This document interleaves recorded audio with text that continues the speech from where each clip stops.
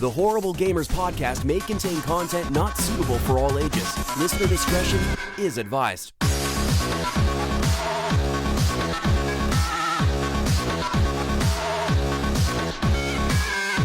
Welcome, ladies and gentlemen, to Horrible Gamers podcast, show number 394. We'll be recording on May the 9th, 2022. I'm one of your hosts, Jesus Gonzalez, on the No Shoes Box out today. I'm joined by my friend from the West Coast, the best coast, Gunny Chief is back. Welcome back, Henley Merrill. Welcome. Yeah, we got a full crew today. Yeah. What's happening, people?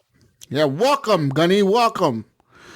And from Little Ohio, the Mayo is back. Welcome back, Steve. Welcome. Hey, Jesus, what's up?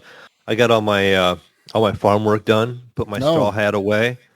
Put the little piece of straw in my mouth away. Yeah. Got the bibs hung up and washed and hanging up in the closet. So that's all put away, and we are good to go.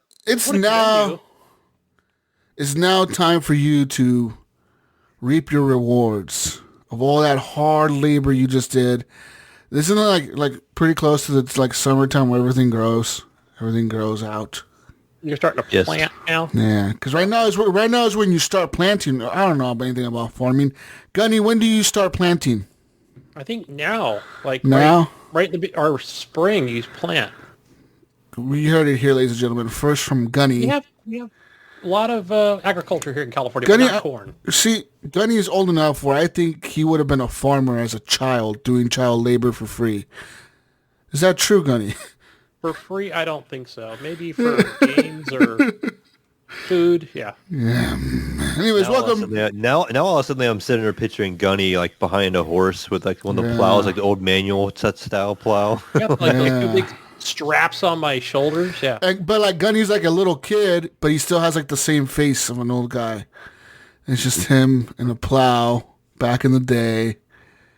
It's a black and 22, white. But I just look 50. Yeah. It's a black and white scene because there was no color television back then. Such a long time ago. How much weight did you lose, Mayo? All this hard work. Staying healthy out there in Ohio, I'm sure. Mayo's like, I'm not answering you, Gunny. Shut up. Anyways, and from the Great White North, Snowland, the snowman himself, the Brian Gibson is back. Welcome back, Gib 8777. Gib. What's going on, everybody? Another episode of Horrible Gamers. Let's do this. Hi. Yeah, hi. Anyways, welcome to the show, people. You can follow us on Twitter at _Horrible Gamers. You can also follow us on Facebook at a Horrible Gamers podcast page. You can leave a review there. You can actually join our Facebook group there as well. It is a closed group, so anything you post in the group stays within the group. And you can also join us over on the Discord machine. You know, most people use Discord these days. Just make yourself a Discord account. You can use it on your phone. You can use it on your PC while gaming, etc. Join Discord. And we're on Discord. Join our server on Discord specifically. So there you go, Mayo. And you can also listen to us on all your favorite podcast platforms. While you're there, make sure to leave us a review, preferably 5 stars. Okay. That's like a hard, really strong preferably. Okay. 5 stars. Do it. You just leave 5 stars. Don't leave anything else. And anyways, or you can also support the show with the monies like our friends over at patreon.com/Horrible Gamers. Like my friend Leahy, Jason Sams, Robert Noble, Sean Patrick, Chad and Liam, Pork Chop Poo, Nightprawn, the best HGP host ever, Evan Big Girls, in plural, Big D Tanaka, and Jonathan Titan Big D Hall. And of course, the last but not least, first HGP Patreon. That's the first title. Bill Still Even the Biggest D Garner the Second. It's the second title. And the Elden Lord as his third title. You may call him as any of those things. But that's how you must refer to him at all times. All right, Mayo? I send a message. I am the Elden Lord. You are not. It was nice hearing him last week on the podcast. Yeah, thank you for being on, Bill. Yeah, fuck yeah. Anyways, you can also get yourself some gear over at Redbubble, Gunny. Head on over to redbubble.com, search for Horrible Gamers. You'll see somebody wearing a shirt with our logo on it, actually. You click on them, you click on more items, and then you got over like 70, more than that, probably more than 80 items in the store now to be able to purchase anything from some socks to maybe a clock or an acrylic block. Just go get yourself something over at Redbubble. And, yeah, go to Redbubble. All right. Also, ladies and gentlemen, you got to shave the family jewels, gentlemen. Mostly gentlemen. No, I don't know ladies. I don't know if, maybe can ladies use Manscaped? I don't know. You could try. But first, you have to head on over to Manscaped. Manscaped.com and use promo code HGP20 while you're checking out. Ryan, while you're checking out, you got to use promo code HGP20. You get yourself 20% off your purchase. Yeah. Yeah, go. Buy yourself some nice stuff. I would. I did, actually, and I will. You know, so did I. They got some very cool products, Ryan. They do. They got everything. I mean, the products are great. The stuff that you get is good quality. You know, it works well. I had no issues with it, man. I use it, and it works. So if you need that kind of stuff, HGP20, manscaped.com. Do it up. Yeah. Fuck yeah. Anyways, let's get to talking about video games that we've been playing this week. I played some games, Mayo. Right. Yeah, I played some games. I did too. Did you? Oh, I played some games too. Let me start off my list by saying I played a little bit of Diplomacy Is Not an Option again. Okay. All right. Is it going any better now? Well, actually, you know, I loaded up that save that I told you that we spoke about a few weeks ago where I had a save where I couldn't. I told you that the mission wouldn't end. Like the second level just wouldn't end, right? It was just like stuck or something. Well, it's weird because I loaded it back up the other day and all I did was kind of like wait around for like a minute and then the match ended. It was like, boom, you won, blah, blah, the level's done or whatever. And then they actually had a little like cutscene, kind of like the first cutscene now where the guy walks into the room and he's like, my lord, we need some money. Yeah, I forgot about that. Yeah, just keep having to shell out money. Yeah, okay, so he comes into the room and he tells you like oh, like your brother wants you to go on a big quest, but you know, since the developer hasn't finished the game, you're gonna have to go back to and retry these levels or play endless mode, you know, and try that out or whatever, you know. And there's like a little cutscene saying that the developer, you know, the game is early access, so the developer hasn't finished it yet. And it's I thought it was kind of neat the way they put that into the game. But yeah, I played a little bit of that, Mayo, and they added a new mode to it now. So there's endless mode, but in the endless mode, they kind of like made it to they made like a peaceful mode where all you do is build, like the castle, like all you do is build or whatever. The enemies will never attack you. And then from there, it gets progressively harder. It goes from like peaceful to like beginner, starter, whatever. And then it goes harder. Then it gets to like really like, I think the last difficulty is like, one of them is fighting the king's like royal army or something like that, like his special army or whatever. And I'm assuming he sends like really armored up dudes or whatever to fight you. And then the last level is We Are Legion, and they added like zombies. So like it's all the zombies now that are in the mat. Like, it's only zombies, and they never stop coming. Like they're just endless. You got to pretty much build till you survive forever, you know. And it's really tough, man, on that endless mode. So Diplomacy is not an option. It's a pretty cool game. I would say go check it out on Steam if you're into those types of game. Another game that I played that's very similar to Diplomacy is not an option was Be Castled. Now this is the game Gunny's been playing as well. And this is the one that's kind of like Diplomacy is not an option, Mayo, but you have a little bit more, I would say, you can dictate how to like, the graphics are different and the resources are different, but and even like it's just it's the same style game with different graphics and like different resources, right, Gunny? Because it's like and I would say no. Obviously, there's no real story to it. It's just you are Sun People. Yeah, you are Sun People. You're building a castle, and the enemies will keep attacking. One of the differences between this game and the other one, Mayo, is that in Be Castle, the enemies come every night.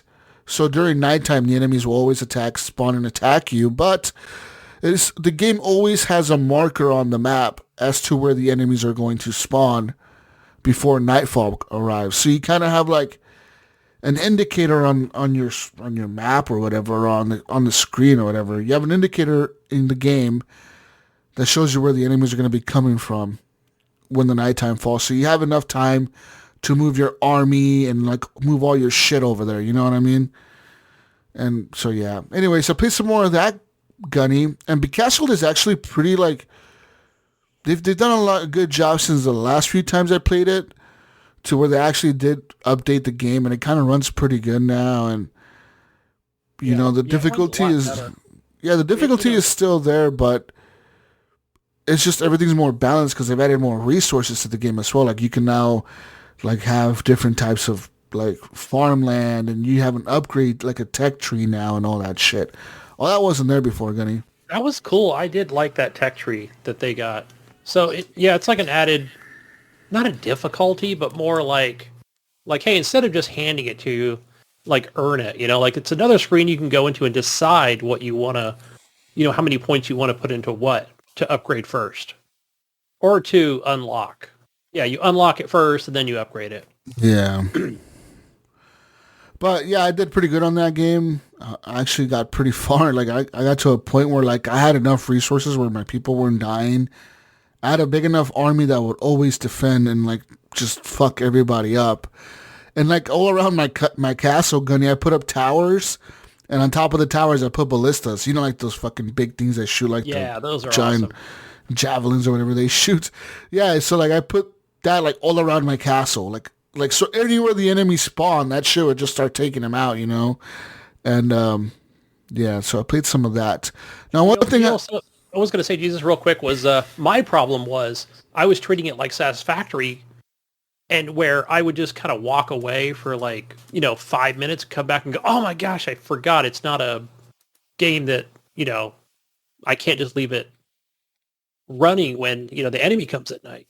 So, but other than that, man, I'm like, I can't wait to put ballistas up there myself. Reinforce my camp. My walls. Anyways, I want to say that one thing about Be Castled, if you didn't know this, it's on sale right now, actually, Gunny, for 20% off. It's $11.99. It's a very cheap game. Yeah, I recommend it. But also the developer that's making the game, their studio was actually based in Ukraine. So during the invasion of Russia into Ukraine, they had to evacuate their staff, and they left like all their shit there. You know what I mean? So they're saying that development on the game hasn't really stopped, but they continue to keep making the game. They want to continue to keep making it, they said, but like a lot of their hardware, like their computers and shit they're using to develop the game, was left in the Ukraine. And they left. So they said they don't know if when they go back, if they're going to be able to, like if the stuff's even going to be there, or if the building's even going to be there. You know what I mean? Like, yeah. So anyways, hopefully those guys are all safe and well.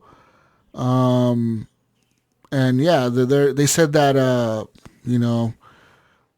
they just, at this point in time, even though like, they're like, sorry, but we're not going to meet our like timeline or whatever they released for updates, like they said they won't be able to meet him at this point because like their country's in a war, dude. So yeah.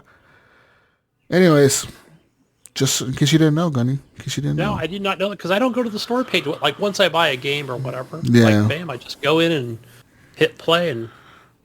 But man, I'm glad they were able to get that update out before all this shit happened. Yeah, that's crazy. It's out of Ukraine safe. Yeah, so do I. But besides that, the other day I played some more Battlefield 2042. Now, Battlefield 2042, I'm I went back to it, and it's a love-hate relationship, Mayo, because it's like they did a lot of updates that did improve the game quite a bit. But at the same time, like, the players aren't really sticking to it. You know, like, these were all, like, all the fixes they released recently weren't any, like, gameplay features. They didn't add anything to the game, you know? It's just life of quality improvements, and that's really it. That's all they did. Yeah. DICE. Do you think they're probably just done with it? Like, they're no. not going to make the attempt? No, DICE says that they will do, like, updates for the game. Because they're saying that even this month in May now, they will be coming out with their next biggest patch, which has, like, a lot of fixes as well and a lot of other shit, they said. Like, we're bringing shit back and we're adding shit. So who knows, man? I don't think they're done with it. I think that they're going to try to keep supporting it. I really want to know what the player count of the game is, because I could guarantee you that EA probably sees this game as a failure. In terms of Battlefield games, they probably see this one down there with, what was that fucking shitty one, Gunny? Hardline. Hardline, yeah, the one where you were a cop. That fucking game was trash. Yeah, so who knows, man. But Battlefield 2042, I've been playing that. And I think one of the reasons the game has players and shit, you can always find matches, sorta, is because you're not only playing with PC players, you're also playing with all the console players, at least the new-gen console players. So there's kind of like a benefit of that crossplay, right? That you get to play against these people. And are you still getting a bunch of the PlayStation mic people? Remember you were saying? Like, no, not really. I've been getting a lot of... Well, actually, I don't know if it's a lot of Xbox or PS5. I think I've seen more PS5s, to be honest, like PS5 players on there. And I don't know why, because I always felt like the Xbox was more readily available as a platform to buy. But who knows? There more PS5s? Well, because there's more to play on Xbox. Maybe. More PS5 used. People have Game Pass. I guess. Why would they play Battlefield when they have 300 other games to play? This may or may not be relevant, but with that new... choice. You know what I mean? With the new Game Pass, whatever they're calling it, PlayStation... Does that include EA access or no? No. Any of those tiers? I don't think we so. spoke about it. Nope. No. I think it will. I would hope that second tier trash that third tier, whatever that was. No, they won't. Fucking pay for demos and stuff. But the second tier, they should include EA access. I don't know if EA is allowed to. Yeah, they could have signed a deal with Microsoft saying, we'll only do it with you guys. Yeah. Oh, yeah, that's true. It's what Sony does, right? Yeah. Well, if I was Microsoft, I would have locked them down. If it's an exclusive PlayStation game, you cannot have it on Game Pass for up to a year. That's their rules. I did see that's in the Bugsnax contracts. Out on Xbox, so that was...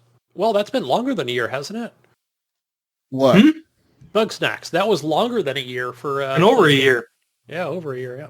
We're just starting to see some of those games come now. Yeah. Anyways. That's because of things in contracts with Sony. Anyways, I'm sure Microsoft, if I would have been Microsoft, I would have locked them. I would have told EA that they couldn't go onto another platform, because I wouldn't have been afraid of Sony at the time. I would have been looking at Netflix and shit. I would have been like, fuck you. You're not gonna lock down EA for your fucking shit to get streaming games on Netflix or whatever, you know? Because all these companies are working on that streaming shit. So yeah. Anyways, Battlefield 2042. I played some of that, and then Mayo, me and a friend of mine, he just got an Xbox Series X or whatever. We were gonna play Call of Duty, so he downloaded Modern Warfare, and that was kind of like a weird thing, man, because you know how on the PC, which it also does it on the console now, I guess, but you know how like some games let you like kind of like fragment what you download? You know, like you can just download the multiplayer part, or the co-op or the zombies on the new Call of Duties, right? They'll give you the option, right? Well, my friend, when he downloaded the game, he downloaded the multiplayer and the co-op pack or whatever for the game. And then when he went to go launch the multiplayer, it kept saying he was missing the data pack. And it wasn't until his game completely downloaded the entire game, including the campaign and everything, that the multiplayer started working. And I know that that's a problem because I was trying to Google like why the fuck would it not be working? You know, like it. I was like I'm pretty sure I walked you through it correctly, dude. Like it's not it's not rocket science. I wonder if initially the first time you have to do a full install, and then you can pick and choose what you want to keep and what you want to let go of.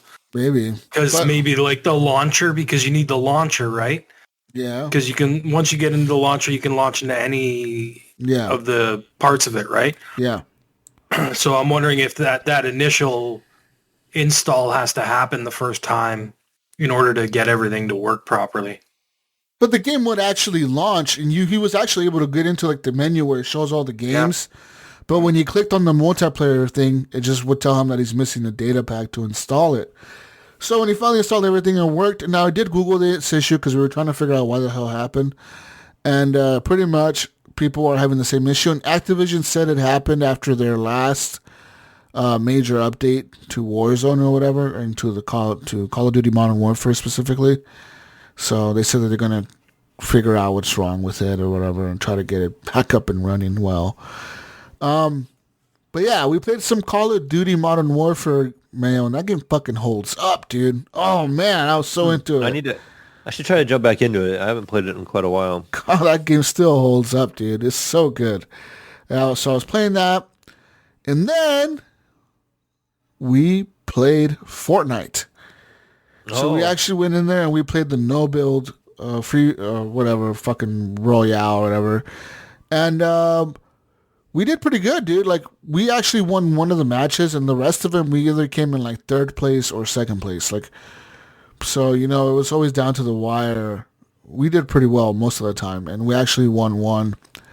So yeah, man. But it was actually fun playing like Fortnite, dude. It's kind of weird, right? It was kind of funny, actually, talking about Fortnite. I was talking to my son the other day and some guys at work, and I was talking about his Fortnite skills. And so he has like a stat tracker, like those websites that track your stats or whatever. Yeah. And he sent me a picture of his Fortnite stats, and his KD in Fortnite is a 20. Damn. So it's crazy. And then his win percentage was like 41%.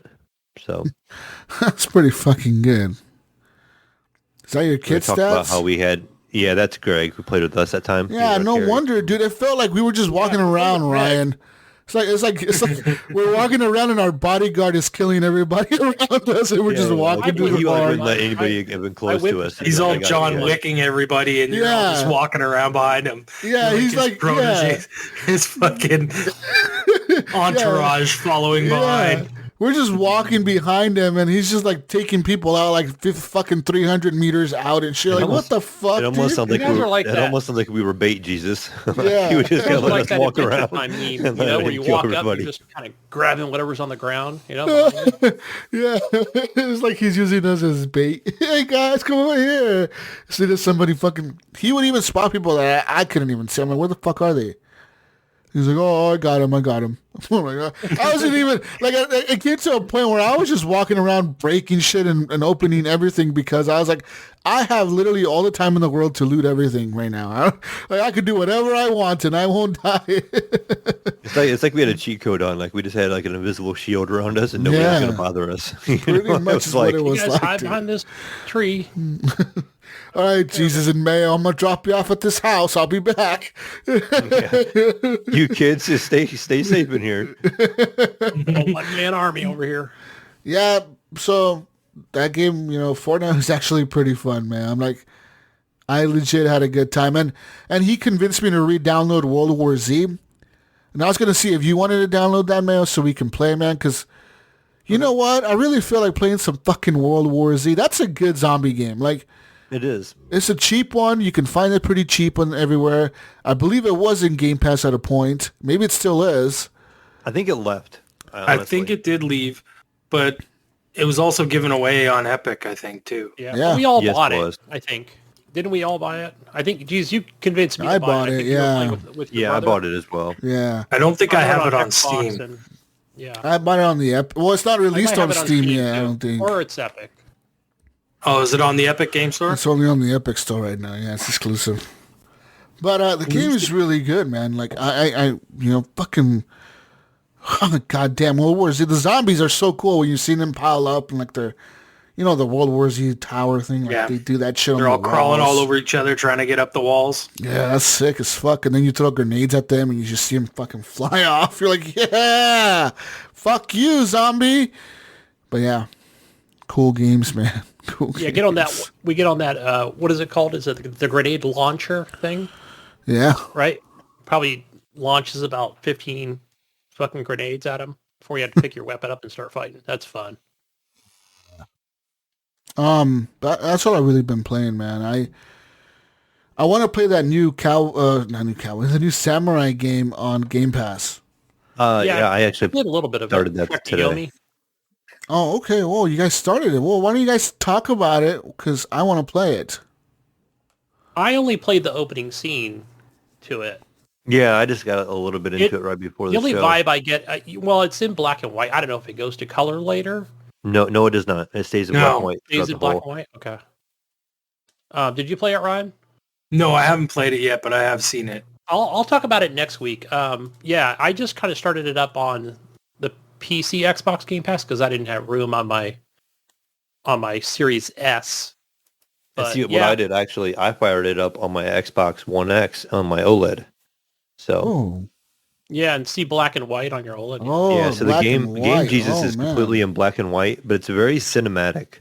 Yeah, looking. I get it. Like it's really good looking game. Actually, it's kind of like a nod to those samurai movies, right? Like the old black and white samurai movies. Yeah, but it also gives me it's not black and white though. It's like beige and black, right? Like it's very yellowy looking. It's like a mellow, a mellow white, like that film grain kind of look. You know what I mean? Like, we're not gonna hurt your eyes if you stare at us for very long.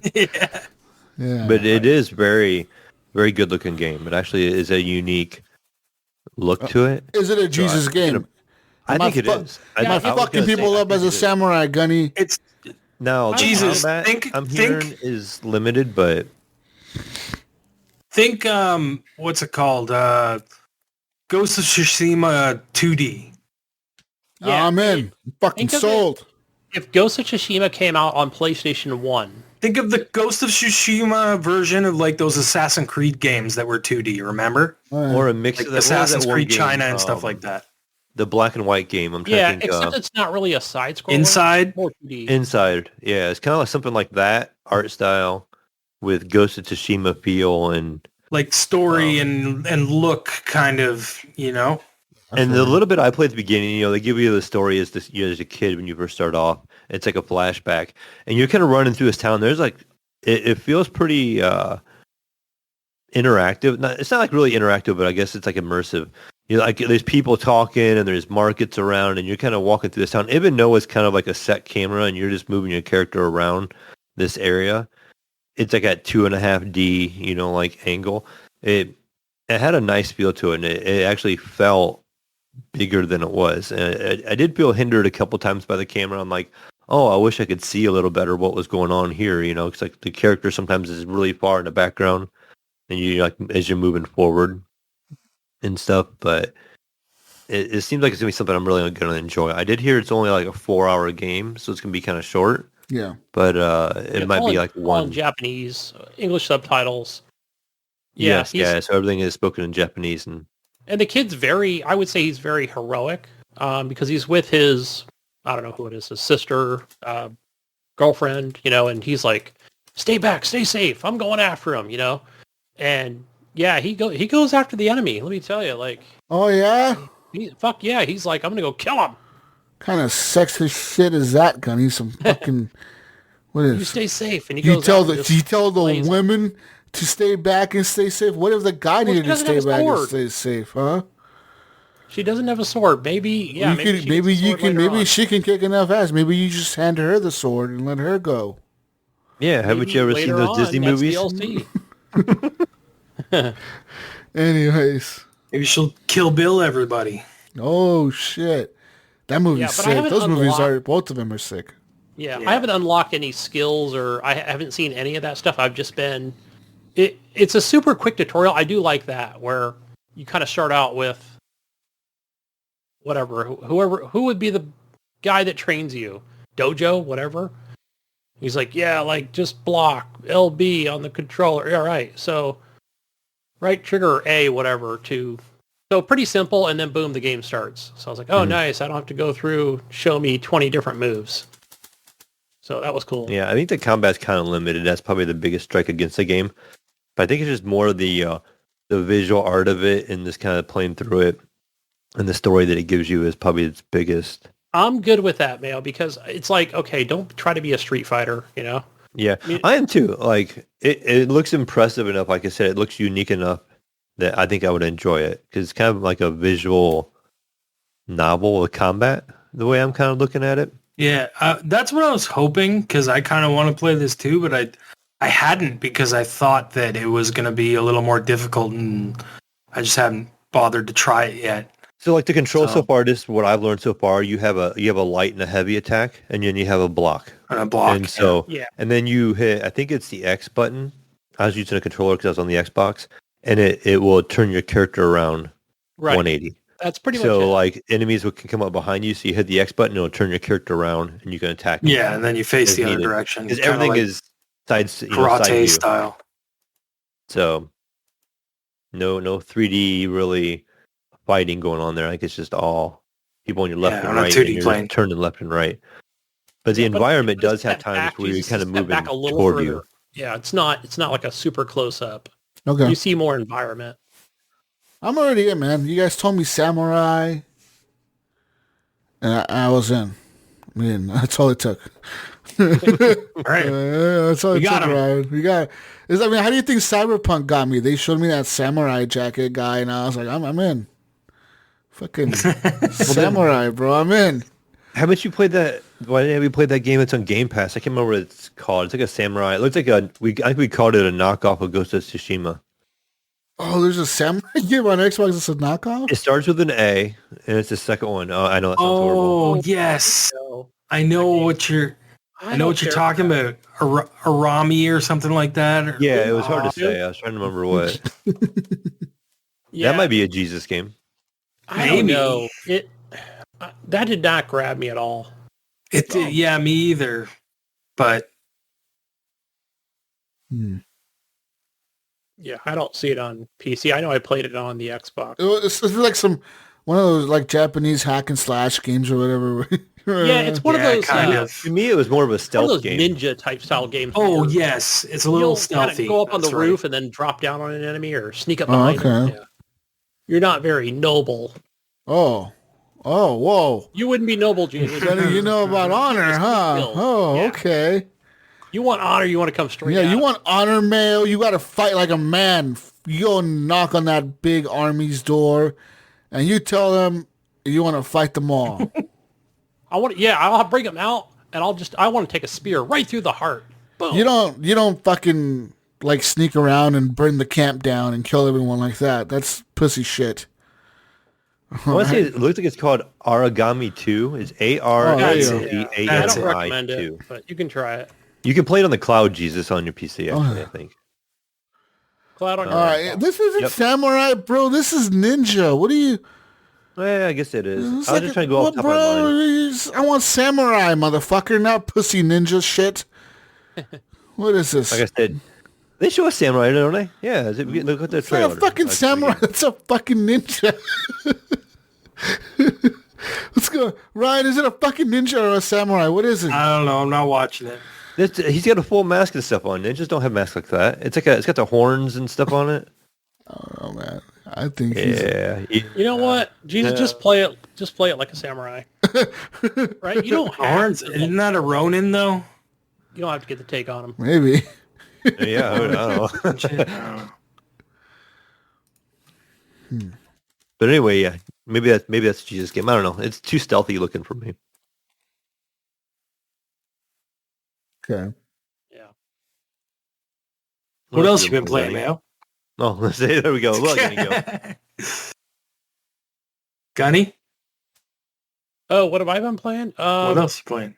Gosh, I've been like just so much Elden Ring. Yeah, it's it was like a long ass work week. I probably could have played a ton more, but yeah, just getting more into it. I sent um Bill Gardner. I sent him the video. I'm like, I killed Margit, but I'm such up there on a high level now where I've got a good weapon. I'm using like whatever that curved sword with a lot of blood damage. I'll even like coat it in blood damage and just go in and clean house. Yeah, Margit was easy, I thought.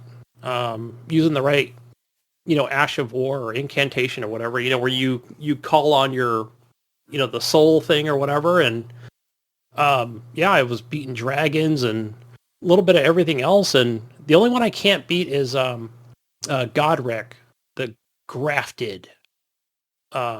He's up in this castle where, yeah, that one, I watched like this video on Game Informer, like it was like a month old or whatever.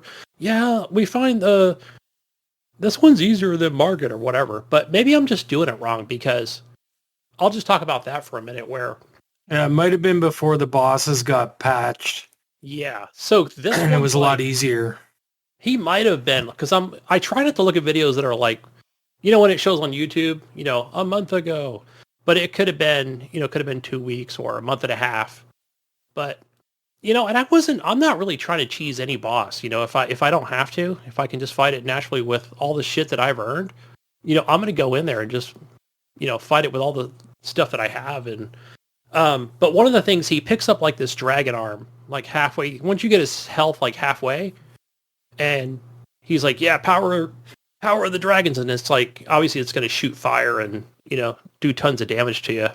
And one of the things I'm like, all right, did I have like a grease fire thing coated on my weapon, or did I use like some sort of like, anti-dragon effect or something?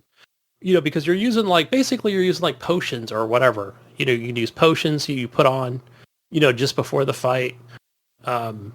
Yeah, but I've only tried to hit him. I only tried to kill him once. Margit, I got on the second chance. The other ones, I all got him on the second chance, or the second time around. Yeah, I should have just went back up in there. But one of the things that I wanted to do was I was watching the video where Godric, where I met his daughter.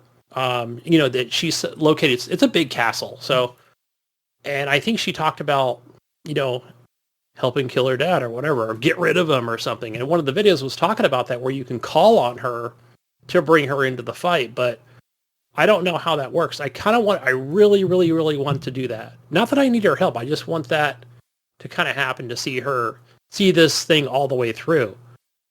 So I don't know if I'm using like a multiplayer effect where it's called like a curling finger or whatever the hell it is. Yeah, I've just been doing everything solo. I did call on a few players today to help me out, but, waited around a while, but I'm like, nah, fuck it, I'll just go in and kill these bosses. Yeah, but like I said, level 57 now, I've got good armor, good weapons. I'm able to go in and just, fuck a lot of enemies up. Man, there are like these, there are some areas where you're like, oh, these enemies are easy, but, you've got these like giant vicious dogs or whatever. Those things will just tear you to pieces, Yes. Like you're not getting a lot of runes for them or whatever. You can try to kill them or just try to avoid them if at all possible. Yeah, I forgot the name of this area. It's like this all like reddish area on the map or whatever. I've just been exploring more of that and unlocking more races, which are your save point for where you rest and fill up all your health flasks and stuff like that. Yeah, in that area there, I think, Ryan, you were asking like why I like this game so much, like why I keep going with it. I just like the enemy types and varieties and artistic style of, the game. Yeah, it continues to impress me. I do too, man, but I just can't beat my head against that game anymore. Like I was just like, I hit a wall and I just couldn't get past it. I think I ask myself all the time, like, what the fuck am I doing? Like, why don't I just move on and go play something different? Or I think because I think we all of us here can say, we really like that Assassin's Creed franchise, open world and exploration and story. I mean, yeah, this one really lacks a lot of lore that you're going to see in the game. You probably have to go to Reddit or YouTube to really, obtain a lot of that information. It's not like a Skyrim where I'm like, oh, there's a book, I'm going to read it. Doesn't work that way. I mean, yeah, the there are NPCs. They have dialogue. It's very short. But yeah, it only like tells you like there's a tree, like Jesus said, there's a tree by the woods in the water north of the fork, right? Like you're like, yeah, what? that's Really? what I mean. That's Like funny. there's no real direction in the game. And that's cool. I get that that's what the game is about. But for me personally, I don't really like, I want some direction out of my games. You know what I mean? I don't want to just have to figure it out on my own. Yeah. Some people do. Yeah, and that's it, and right, and then I'll watch usually I'll watch a video where I'm like, okay, I don't watch like the entire video or whatever. I don't want to see a lot of the spoilers, but just point me in the right direction, and yeah, they'll talk a little bit more about the lore and why you're maidenless and things like that. But other than that, like I'll like stop the video, like, all right, that's where I need to go. Okay, that's what I need to do. I mean, the combat's amazing. I'm still rocking like a sword and a board, right? Where today I think it was yesterday I got into that, if I get the name right here, up where Goderic is. It's that Stormvale Castle. And, I'm just going through every room. Yeah, I know that place. Yeah, going through you would like this, Jesus. Like, there's just so many, like, rooms and places to get to, and you're like, oh, fuck, I found this fucking great sword of whatever, right? Like, man, and I took that, upgraded that. I changed my shield out for like it's either leather, but I upgraded that because it's going to make me lighter, Jesus. See, I'm already heavy because I've got heavy armor on. I just continue to go with it, man. I'm not cheesing anything. I haven't exploited really anything. I've just been going in and, I feel like I'm at that level now where I can do a ton more exploration. I just like seeing everything and going everywhere. Trying to fight every enemy. There's an enemy out there I think I was going to mention in that Grey Doll area where it's like these walking insect creatures, right? To me, they look like white crustaceans or white cockroaches or whatever. Like, I don't know. I just have the desire to just go up and just kill every one of them. But man, they do some vicious attacks. More than like a boss would or something. But I just have to go by and swing my sword and try to take their heads off. And it's, to me, that's where it's at. I haven't really like dealt with any magic. I've been putting less points in, in faith and any kind of magical stuff. But really, it's just been more strength and dexterity and everything else in between, and playing with the different ashes of war, and you kind of add those onto your swords, where some are like a ground pound, or some are like this like tornado effect, and there's just like so many of them. I've just been having a ton of fun, just going around killing shit. That's what it is for me. And the exploration. So it's a big game. More satisfactory. Yeah, I think I'm kind of getting done with that game. It's kind of like, it's at that point just where I'm like, all right. Thank God. I know. Yeah, it's at that point where I've got these things that just take forever to make. And I didn't do it very efficiently, but I think me, guys, where I'm like, hey, I'm going to make like 15 of those machines, and it's going to pump out a bunch, right? Where I'm like, no, but then I'd have to make a bunch of these and a bunch of those. I don't really want to do that. It's like, yeah, it's like that. It's like, all right, more busy work, more things to do. I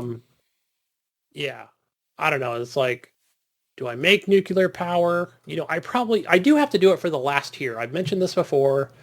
Yes, because I'll need some of those resources where, you know what I need to do? I need to get Ghost Nico in there, and he can come in and make the nuclear power for me, right? Because this game's co-op, 3 or 4 players, and get something going to where, yeah, I don't know, multiplayer makes up for a lot of fun, but yeah, a lot of times, I'm just like, I'll go in, feed my machines, and then I'm good for like 20 minutes. I'll go play Elden Ring, Wow. or some Game Pass game or whatever it is, or Horizon Zero Dawn on my PS4. Boom, I'll just turn the monitor off so I don't have to keep going back to it. It's like, fuck, come on, hurry up. Get to 3,000 pieces already. It's like, yeah. I don't know. I think the fun for me was more that exploration. And again, you get guns in this game. You can go out and kill enemies, and they respawn over time, and there's treacherous things like mountains that you can fall off of, and yeah, I don't know. It sounds like I'm into the more exploration part of games itself, rather than this factory stuff. But and there's still a lot of world to explore in this game, where I haven't really gone up north that much. I really don't have trains running up there. I kind of go halfway. Do you feel like you need to discover that part? No, not really. I really don't, because I kind of have all the resources I really need in the lower half of the map. So, they're doing an update. It's coming soon where, I don't know, they're going to kind of redo I would say the northeast part of the map. Okay. So, I don't know. I mean, I'll stick around to kind of see what they add. It's probably going to be resources of some sorts, more coal nodes or oil nodes or whatever it might be. Not that it's going to benefit me, right now. Dirty Bite, Chris Dirty Bite. So I noticed that he plays this game all the time, and I reached out to him, and he's up to 650 hours. And I know that he likes the same exact game because, man, I remember we were talking on, I think it was right when Facebook came out. I think we were talking on Messenger or another type of media where, when we were playing Skyrim, talking about the best builds and, the best missions in the game. So, yeah, of course he gravitated towards Satisfactory, and, he seems to keep going with it. But, yeah, I don't know. I think he said it was his third kind of map or redo or whatever. That's one thing I've never experienced in this game where I'm like, oh, I just want to restart, and start clean and go with that. I just feel like, no, that's it for me. Like I've always just had this one map, and I migrated from the Epic Store to Steam, and I've just been going with it. I just want to grow this world as much as possible. So, but maybe that's what I need, right? Maybe a new map. So. Not a new map. It's always the same map, but a new play on it. I can understand maybe like a new playthrough. Yeah, maybe a new playthrough. I don't know. But yeah, and you can keep your old saves if you want to, but yeah, we'll see. Just getting burnt out on it. So, let's see what else. Oh, something I played last week. I don't know if I talked about it or it was before the show, but it was on Steam. It was a free game called Cloud Climber. I don't know if you guys saw this or not. It's, it's, I wouldn't say it's cell shaded or whatever. It lacks a lot of color. It's just more of I would call this game, I bet it's a prequel to something, to a game that's probably going to be, like a full alpha, maybe an alpha or full release eventually in the future. But really all you're doing is just these towers that are just reaching up to the clouds. And you're just playing as one guy, and, it's just a walking simulator or a climbing simulator, however you look at it, where, some of these towers connect to other towers, and apparently there was, during the apocalypse, and could have been nuclear bombs falling, who knows, or everything dried up. Could be like California, the way it sounds, where, but obviously as you get closer to the clouds and there's more moisture and rain. I don't know what the hell they do with food, but he's like, yeah, I'm the last one. I can't believe I'm the last one. But he's picking up like this, almost like a diary pages as he goes along of just people talking about, other builders that were, either just going insane or trying to push other builders off of the towers, to their death. Right? And it gets a little dark, So this is just like a walking simulator, right? It's a walking simulator. And, he's not talking the entire time, but yeah, it's just crazy that I think the part that intrigued me the most was just maybe the writing, where he's It looks cool. Yeah, it's right. It wasn't too puzzly either. It was just like, all right, pull the lever, pretty easy, right? Yeah, because you want the story to keep moving. Yeah, it's not hard or anything, and you're not trying to match up anything. Yeah, but it was just like, all right, there's the next page. I don't know. I just wanted to read the next page in the that's literally laying on a fucking table or whatever. Yeah, pick a key up, open the door. I don't think you picked up any tools in the game, or you saw like saws and hammers laying around, but yeah, and it was just people talking about missing their family and hoping they don't starve until they're agonizing death. Shit. So I don't know. Maybe they were eating each other, man. Maybe that's where this game goes. It probably goes real dark, when this thing actually comes out. So, but yeah, it was only like 15 minutes. So, and then it was like, that's it. That's all you get. Free game. But yeah. But other than that, yeah, a little bit of Trek to Yomi on the Game Pass and Horizon Zero Dawn on the PS4. So continue to grind away on that game little by little. Eventually I'll get halfway in another year.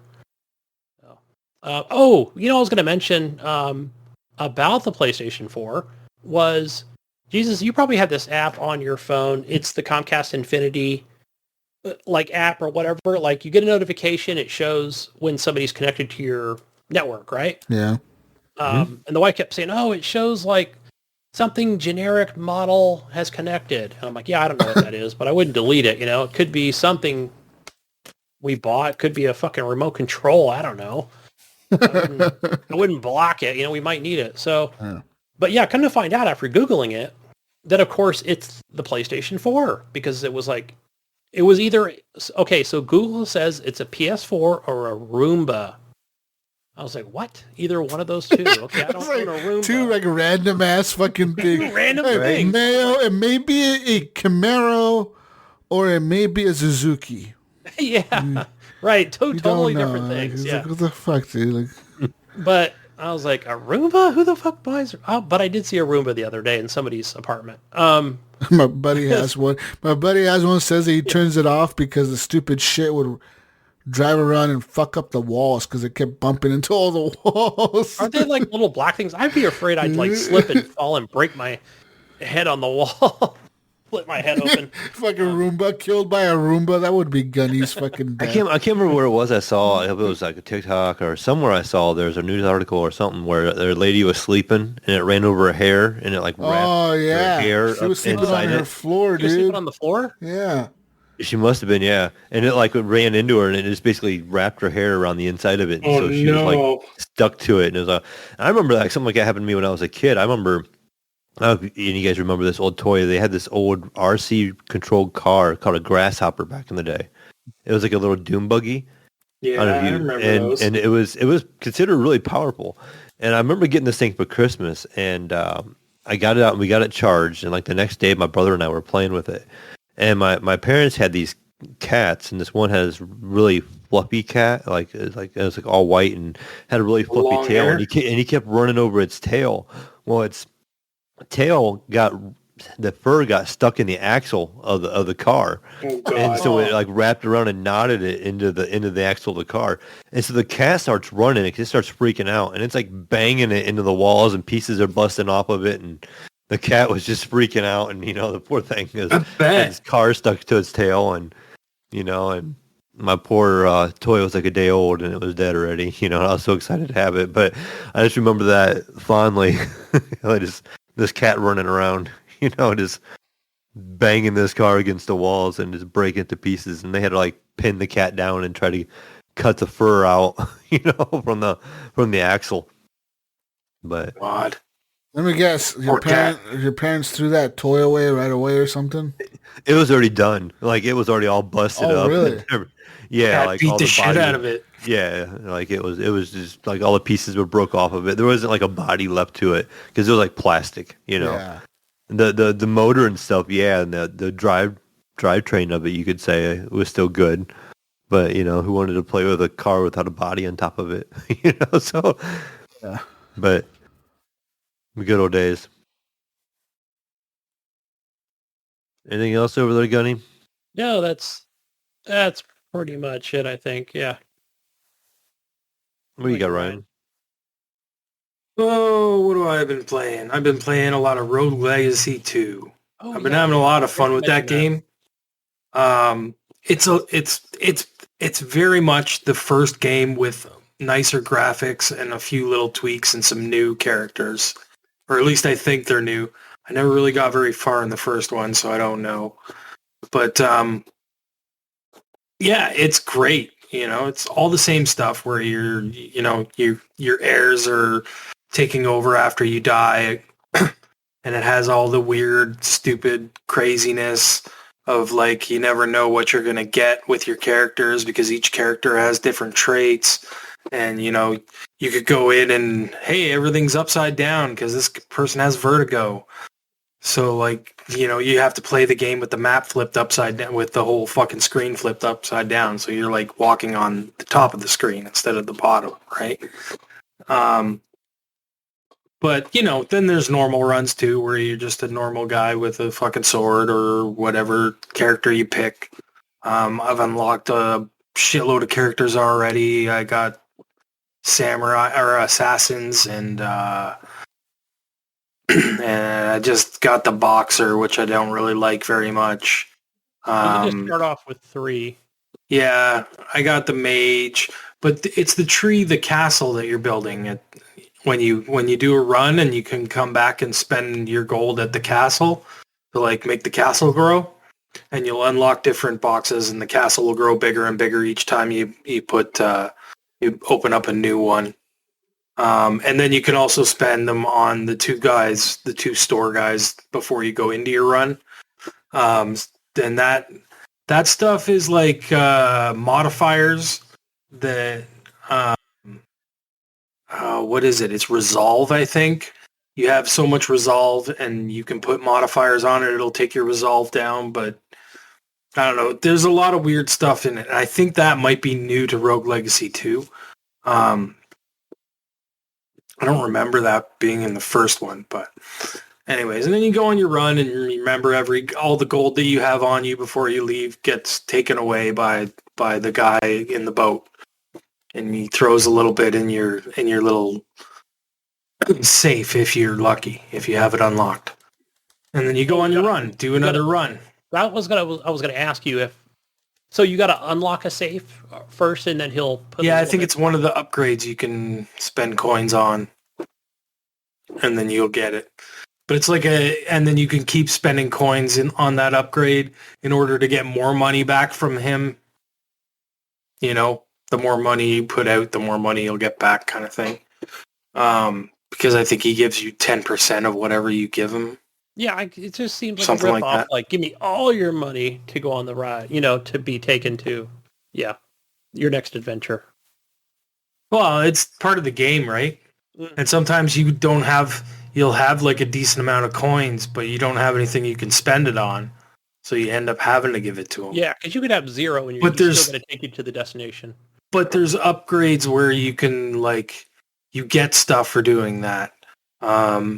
Like, I think I saw something about you can get certain modifiers or something from him from giving him gold once you've given him so much or something. I don't know.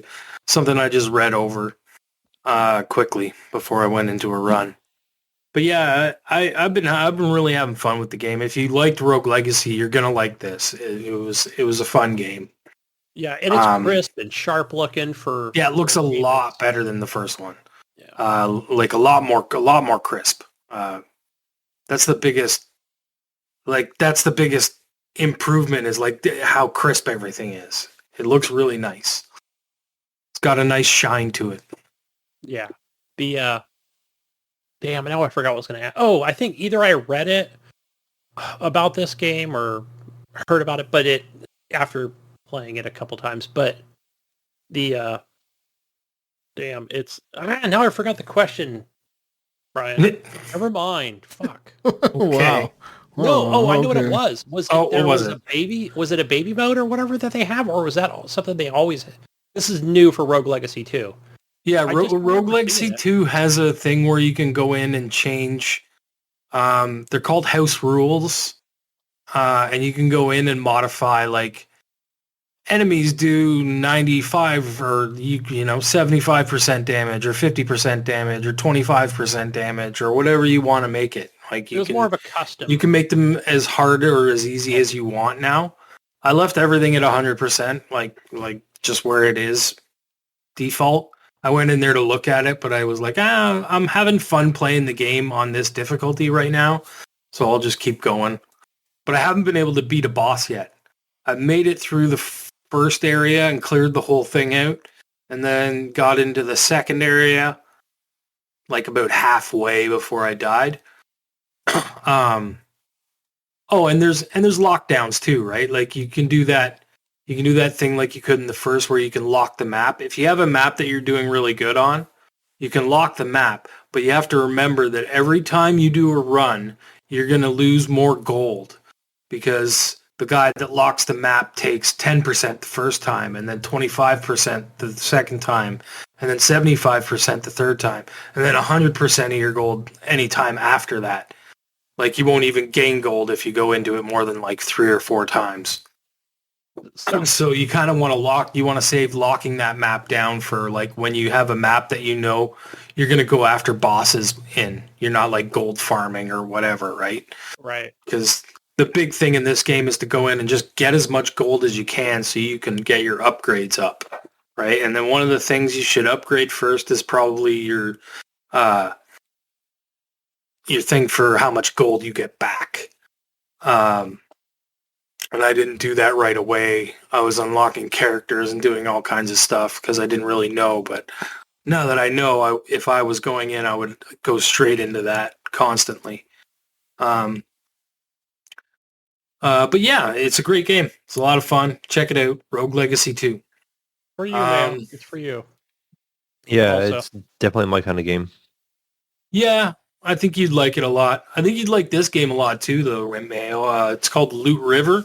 It's on Game Pass. Yeah, I seen that on there. I remember hearing Michelle talk about it on VGO.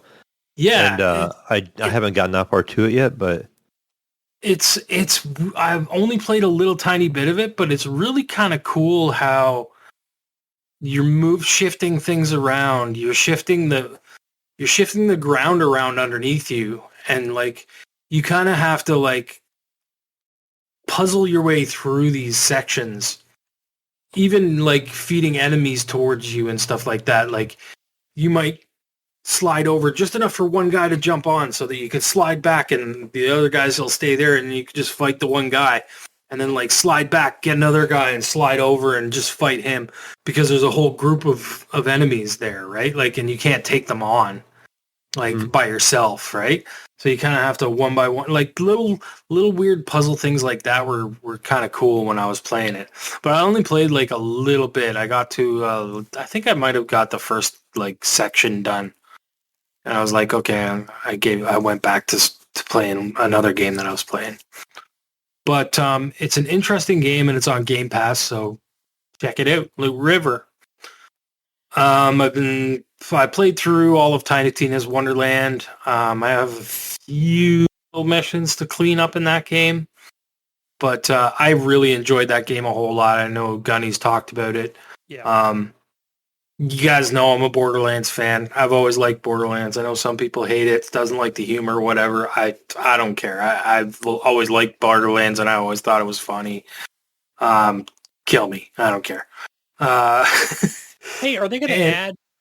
question I saw on Twitter, I think it was Moxie from Borderlands who said... I think she had, like, it was something from her account, and I may follow it, or somebody may have retweeted it about hey, there's some interesting news or more to come or something. And I thought, of course, my first thought was, because I saw so many likes on there, that, maybe she was coming to Tiny Tina's Wonderlands. I could see her coming in a DLC. That makes sense. I could see her. She would, because she wasn't in that game at all. Yeah, they would. She's not in that game at all. Do they have a bartender in that game? If not, it's going to be her. Is she in the bar? I don't know. No, but when I saw the tweet, it wasn't at launch. This was recently, within the last couple of weeks, and I thought, she's going to have her own shop in the whatever town it's called. No, I figured she'd have a DLC or something, because that's what I would think. I can see that. I can definitely see that. Because that's what was in Borderlands 1, right? Or was that 1 or 2? No, it was 1 that had the Mad Moxie's crazy fucking arena fight. Yeah. Borderlands 2 had so many different ones. Took like 12 hours to get through the fucking thing. I did, she had her storyline, I think, in Borderlands 2, but... Who? Moxie? Moxie. She had missions for you to do. Not a storyline, but... Yeah, no, the first one had the DLC for her. That's what it was, yeah. What else have I played? Oh, so Pinball FX came out in early access on the Epic Store. And I wasn't going to do this, and I was like, I'm just going to wait for it to come out on Xbox in the summer, blah, blah, blah, blah, blah. What game is this? But the zeitgeist got the best of me, and I downloaded the Pinball FX, the new table, the new all that Pinball FX. It's just called Pinball FX now, and it's early access on the Epic Store. And all of their new tables are only coming out on that platform. What? So they're not even is it on consoles? Not yet. It comes out in the summer. They've got exclusive with iOS, Apple iOS, and then... No, that's different. The iOS is Zen Pinball Party, and Zen. that's only, those tables are only on there. Like the My Little Pony and the Trolls and all those tables that are on that's only on Apple. Yeah, I've never even played any of those tables. They're usually timed. That's what they normally are. I hope so, but I'm thinking that it's not that way, because I think they would have probably had some sort of release for Pinball FX. I was kind of hoping that those tables were going to come to Pinball FX, but they didn't. But we did get 3 new Zen tables. One's a noir mystery table, where it's like a 50s like crime thing went down, and you have to solve the mystery. And that table was pretty fun. Then there was Sky Pirates, I think it's called. And that table was a blast. And the last one was Curse of the Mummy, I believe. And then there was 2 more Star Wars tables. One was a Mandalorian table, which was a blast. I had a lot of fun playing that. And then the other one is the collectible, like it has the little figurine, the little toys, and you have to collect them. And that table was really bunched up, and like, I don't know, I haven't figured that table out yet. It's got some weird flippers in weird places, and some weird ramps that are hard to hit. But for the most part, the new engine is... A lot of people are complaining about it, but I'm finding it running fine for me. In the beginning, it had a lot of issues. Like, day 1 was bad. But they've been working. It's early access, right? Like, they've been working hard on it, and it's turned out to be pretty damn good so far. I can't wait for it to come to console. The biggest issue that everybody is having right now with Pinball FX is its ticket system. So okay, the way it works is kind of like back in the day with Microsoft points. Yeah, because I asked Remember, you about this in a you private spent message. $20 and you got 1,600 points or whatever the conversion is. I can't remember what it was. But, and then you spend those points on games, right? So this avoids, basically what you're doing is you go to the Epic Store and you buy tickets. You don't buy the tables. And then you use the tickets to buy the tables in Zen Pinball. What they're saying is their reasoning for doing it this way is so that you can have your tables everywhere, across all platforms, no matter what you're on. Because you spent your money, you own it in Zen Pinball, so no matter where you log in Zen Pinball, you will always have, no matter, you're supposed to have the tables that you've purchased. So, I am holding them to this. I am hoping that this is true. Because when the Xbox version comes out, if I don't get those tables in the Xbox version, I'm going to uninstall Pinball FX and continue playing my tables on Pinball FX 3. Because I'm not rebuying all my stuff. That's kind of the like, other thing. that's kind of bullshit, right? Because wasn't this company like praised for that in the past, that you can carry your tables over or whatever? Yes, but you gotta, the thing is, Jesus, they have put a lot of work into doing these tables. This is a brand new engine. They scrapped the old engine and are working with Unreal Engine 5. Is it Unreal Engine 5? Probably. Because if they have to deal with Epic, right, then it's probably Unreal Engine Probably. something, right? Yeah. Oh, yeah, Yep, yeah, early yeah. I would assume so. Epic. Yeah. So, like they had to rework all the tables. They had to put all the So, work but in. you're willing to I repay get for it. 1,000 tables that you already own? No, 100. Okay. How much would that no, I'm cost not. you? A lot. I don't know off the top of my head. Like, how much do you But enough. And no, it does. It makes me mad that that's not going to happen going forward. But I understand. Okay, you got a new system. That's fine. I'm willing to continue to purchase new tables on the new platform, but I'm not going to go back and buy my old ones. You know what I mean? So Yeah. that's kind of where I would go forward. Which would suck because I would like to have all my purchases all in one place. Yeah. But Yeah, I don't know. And then there's what? Then there's the Steam version. Right? So I don't know. I just can't see them being all kind of a... I don't know when the Steam version will come out. Like, I think Epic might have that tied up for a little bit. I don't think it's just early access.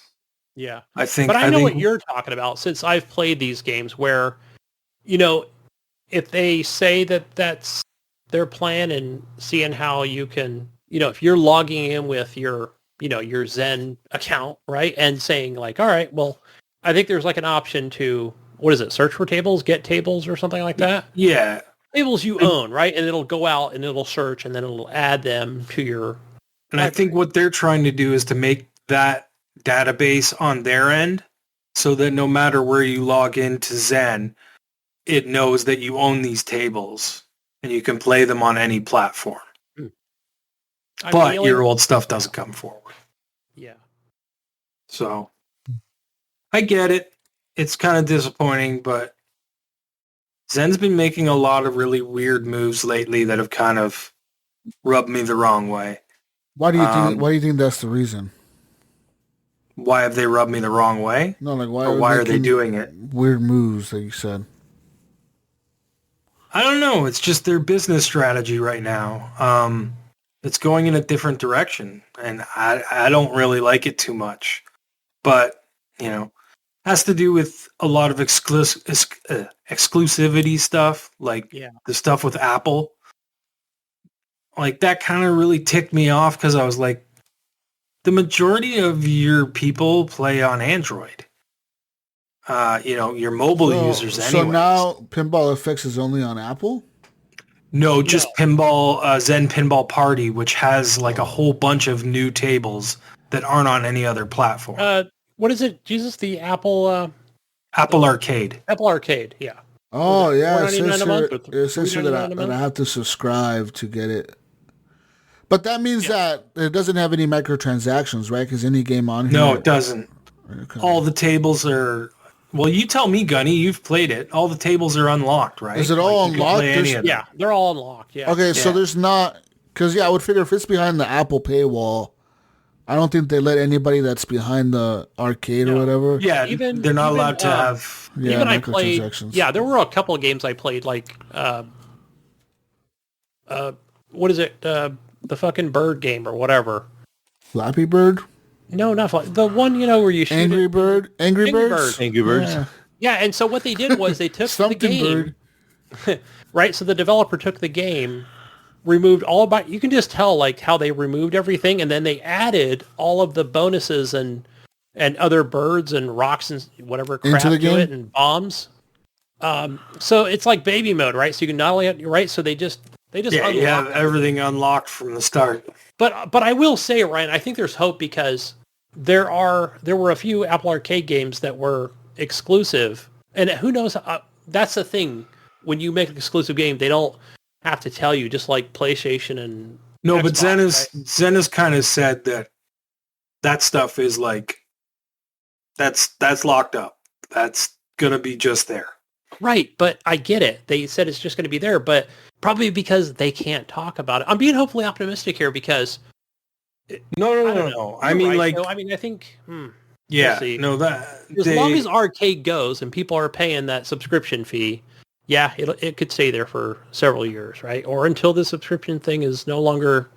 and who sustainable knows? for Apple, but Who knows? Maybe what they made from Apple from doing that was enough to fund Pinball FX. Yeah, just You like know, Game maybe Pass that was Direct, just lots of their. things. Yeah. It's the way they had to do business. You know what I mean? Like, Yeah. I don't know. I just I've seen other arcade games where I'm like, oh, hey, that game, yeah, that was an Apple exclusive arcade. Okay, but now it's out on PC and Android. Yeah. a lot of people are also disappointed because cabinet modes. Like a lot of people like to have their cabinet. You know, they build a digital pinball cabinet for that, and I think you have to be on Steam to get cabinet mode. I don't know if they do cabinet mode on Epic. Maybe. But it's always been really weird to get cabinet mode out of them. You have to actually email Zen and say that you want to run Pinball FX in cabinet mode. And then they email you back a code that you have to put in order to make it work. It's weird. It's really weird. Yeah. I've always wanted to build one because I'd love to have one, but Yeah. Those are like fun. The only one I ever played was $5,000. Yeah, the only one I ever played was at that Pinball Expo, which I think is, when does that come up? June? Can't remember. Oh, for you? Yeah, The one that I went to years ago, remember when I went to Pittsburgh? yeah. Allentown, that just happened this weekend. Yeah, actually, Normie was talking about that. She was actually. Oh, did she go? No, she did. She ended up missing it. She had some studying to do, but Yeah. I was talking to her and she was telling me about She it. always She's like, says, if "Oh, I ever plan on go doing it." again, you better let me know, because she's like, if I would have known you were going, I would have come and met you, because she's gone to it before. Yeah, I think they call it California FX or something like California Extreme. that. Extreme, yeah. Yeah. So I just saw the dates. I forgot what they were, but I know Dan Amrick, I talked to him, and he does like a keynote thing, not on pinball, but just on video games and stuff. But he's kind of out of the... Oh, have you guys seen that Weird Al table? No, I don't see a whole lot of pinball stuff. So Oh, man, it looks so good. I want to play it so Weird bad. Al? Yeah, okay. Yeah. If you like Google it, you'll see what I'm talking about. I can't remember who made that. It wasn't Stern. It might have been Jersey Jack. I can't remember who makes it, but yeah, it's a Weird Al, like, it looks funny. Weird Al just reminds me of my youth. Yeah. Al TV. Oh, LTV, yep. You remember that? Oh yeah, that rings a bell. Yep. I'm old enough to remember that. We used to have a thing like MTV up here called Much Music, and he used to come invade Much Music, and he would like it was basically, you remember back in the day, Gunny, when music videos were all over the TV? Yes. That was all the rage. Yeah, I'm talking like a VH1, long time MTV. ago. Yep. Yeah, for you, MTV. For me, it was Much Music. That's what we had up here. And he would come invade it for the day, and he would like, it'd be like he's coming in with a new album or whatever, and it would just be him hosting all day long instead of like all the different VJs and whatever that were there. It was just him all day long, and he would do like an Al TV thing where it was like him talking over, like before pop-up video, it was like him doing stupid pop-up video stuff and like him doing parodies, and yeah, it was great. I loved that stuff. It was so funny. Yeah. Weird Al's great. Anyways, that was a tangent. That was boomer stuff, Jesus. Yeah, Jesus falling asleep listening to this boomer stuff. Yep. Did I play anything else? I think I got everything. Yeah, that's about it. What about you, Mayo? You playing anything? Yeah, I still played a little bit more. I fired up Kill It With Fire on Game Pass on the Xbox on the living room as well. This game is basically it's basically a first-person view, and there's like these little spiders. Aren't you killing like spiders? Yeah. It's little spiders. There's just different methods of killing them, right? So the game starts you off, and you spawn in, and you have like a little book or whatever. You see this one little spider, like you open a drawer, then they're like, it all starts here, you know, and this little spider jumps out and it's running around on the floor, and you got to like pick up like a book or whatever, and you smash it, you know, and then it gives you this little thing that says, hey, go interact with this, and you interact, you get like a clipboard, and it has a list of things to do, and it tells you like, okay, next go in the kitchen, you know, or open the desk drawer, and you open the desk drawer and like a couple more spiders come out, and then you kill those, and it's like, okay, now go into the kitchen and do this, and then you end up finding a the next room after that is the bathroom, and you get a can of like hairspray with a lighter, and you can burn them. So they're like, you open drawers and stuff, and they go running around the floor, and you're basically burning them or killing them by whatever means you kind of want. Can you set your house on fire though? You can set other things on fire. It's kind of funny because you do set the spider on fire, it runs around with a little fire on its body, and it's running around the house on fire. Then it just finally dies. But you can, yeah. It tells you like when you first get your first little thing, a little homemade flamethrower per se. It tells you to burn 20 things. So I just randomly set like a laundry basket on fire, and it was burning like some of the stuff in the one cabinet. And so you can pretty much interact with everything in the game. It's just silly fun, you know. Like you find this one little thing, it detects them. It looks like a Wi-Fi signal. So it's like a meter you hold in your hand. So you hit like your left trigger, and it pulls it up, and you have this Wi-Fi meter in your hand, looking like a Wi-Fi meter thing, and it tells you if there's a spider in your area or not. And so then it might be hiding under a rug, and you have to pick up a rug and move it, and the little spider will run out. Or it might be in a desk drawer or something like that. And the objective is to pretty much get rid of the spiders in that area. Just entertaining enough. It's very, very simple graphics, very, very plain. You know, like old school very indie Minecraft, indie kind of looking graphics. Like you don't expect a whole lot of the graphic stuff, but just that mindless fun. I remember playing an old game. I don't remember what it's called now. It was on Steam where you burned everything. I can't remember what it was called now. It's just slipped my mind now. But there's this game on Steam where you just basically burned everything, and that was like the object of the game. It was so weird, but it's kind of like that, but with more in depth. You know, because you're actually hunting down the spiders and trying to kill them, and they're running away from you. Oh, I wanted to ask you something, Mayo. What's up? Was it you last week that was playing Who's Your Daddy? That was Bill Gardner. I wasn't on last week. Oh, was that Bill? But I had played that before. I had mentioned it before. Yeah. I thought you had mentioned it before. Yeah. Bill was talking about it last week. That's right. We basically you play the baby. I was thinking that's what we should do for like an HGP night. Yeah, community game night. Yeah, one person is the parent who's trying to like prevent you. Or no, what was it? Who's your daddy? I can't remember the name of it now, but I know what you're talking about. Something it's like you're about a baby. Yeah, where the baby's got to try and kill himself, and the dad has to try and keep Jesus it played alive. that. Jesus You can played play that the game. role as the dad, or you can play the role as the baby. And so there's a bunch of quirky games like that. There's a new one on Steam right now. Jesus, it's called what did I tell you guys? I was telling you earlier. I'm going to pull up my Steam now. It's like a consumer royale, retail royale. Retort. And you're in like a giant IKEA. It's called IDEA, and you're trying to kill each other in a department store. So it's just something kind of goofy, you know. It's free on Steam. But the other game I've been playing, I kind of complained about this last week out on Discord. I picked up Switch Sports on the Switch. Break your TV. And no, I have not broke my TV yet. I remember you guys talking about that as well. I would be kind of sad if I broke my OLED because it's hooked up to my OLED. But it's at first I really did not like the game because the very first impressions I got on this game, I was complaining in Discord right away.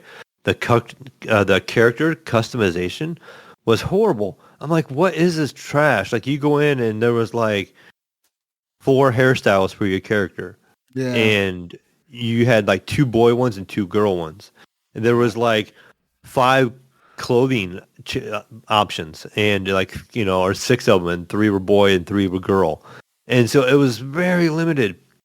I'm like, this is like the worst character creation thing ever. You can only have like 3 eye colors and all this stuff. I'm like, this is just absolutely horrible.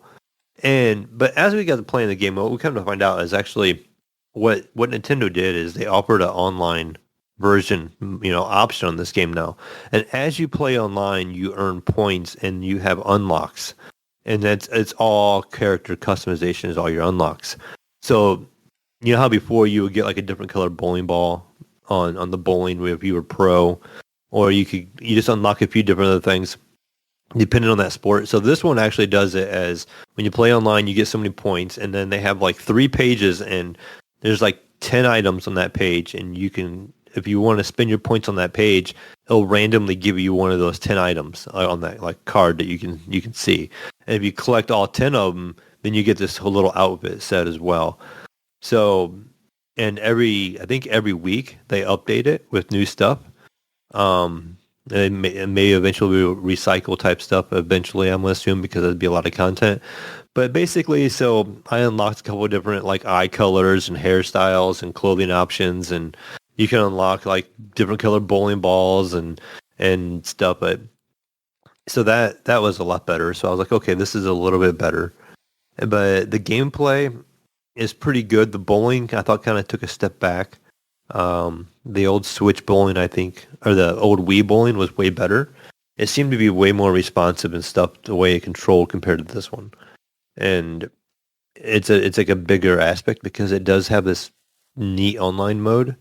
It's like a battle royale. And I don't know if you guys ever played the Wii bowling, but so you can, when you do the online one, it puts you up against 15 other people. So you have 16 people. And so what you do is you bowl your first 3 frames, and it takes the top 8 scores of the first 3 frames total, and they advance. And then the bottom 8 guys are eliminated. And then so when you make it to round 2, it takes the next 3 frames, and your total score after those 6 frames then, and it only keeps the top 5. And then, you know, the next 3 frames, it keeps like the top 3. And then the last 10th frame, it only keeps like the top 2. And if you win, you get a whole bunch of bonus points, and you can unlock, you know, more character type stuff.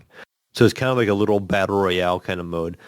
The only downside of that is if you're playing that mode online, say you only make it to like the first round or the second round, your game just ends. So even though you could be bowling a game, your game just ends like in the 5th frame and you're done, or the 6th frame. Oh, okay. You're like, well, I wanted to finish my game. I was actually bowling well or something.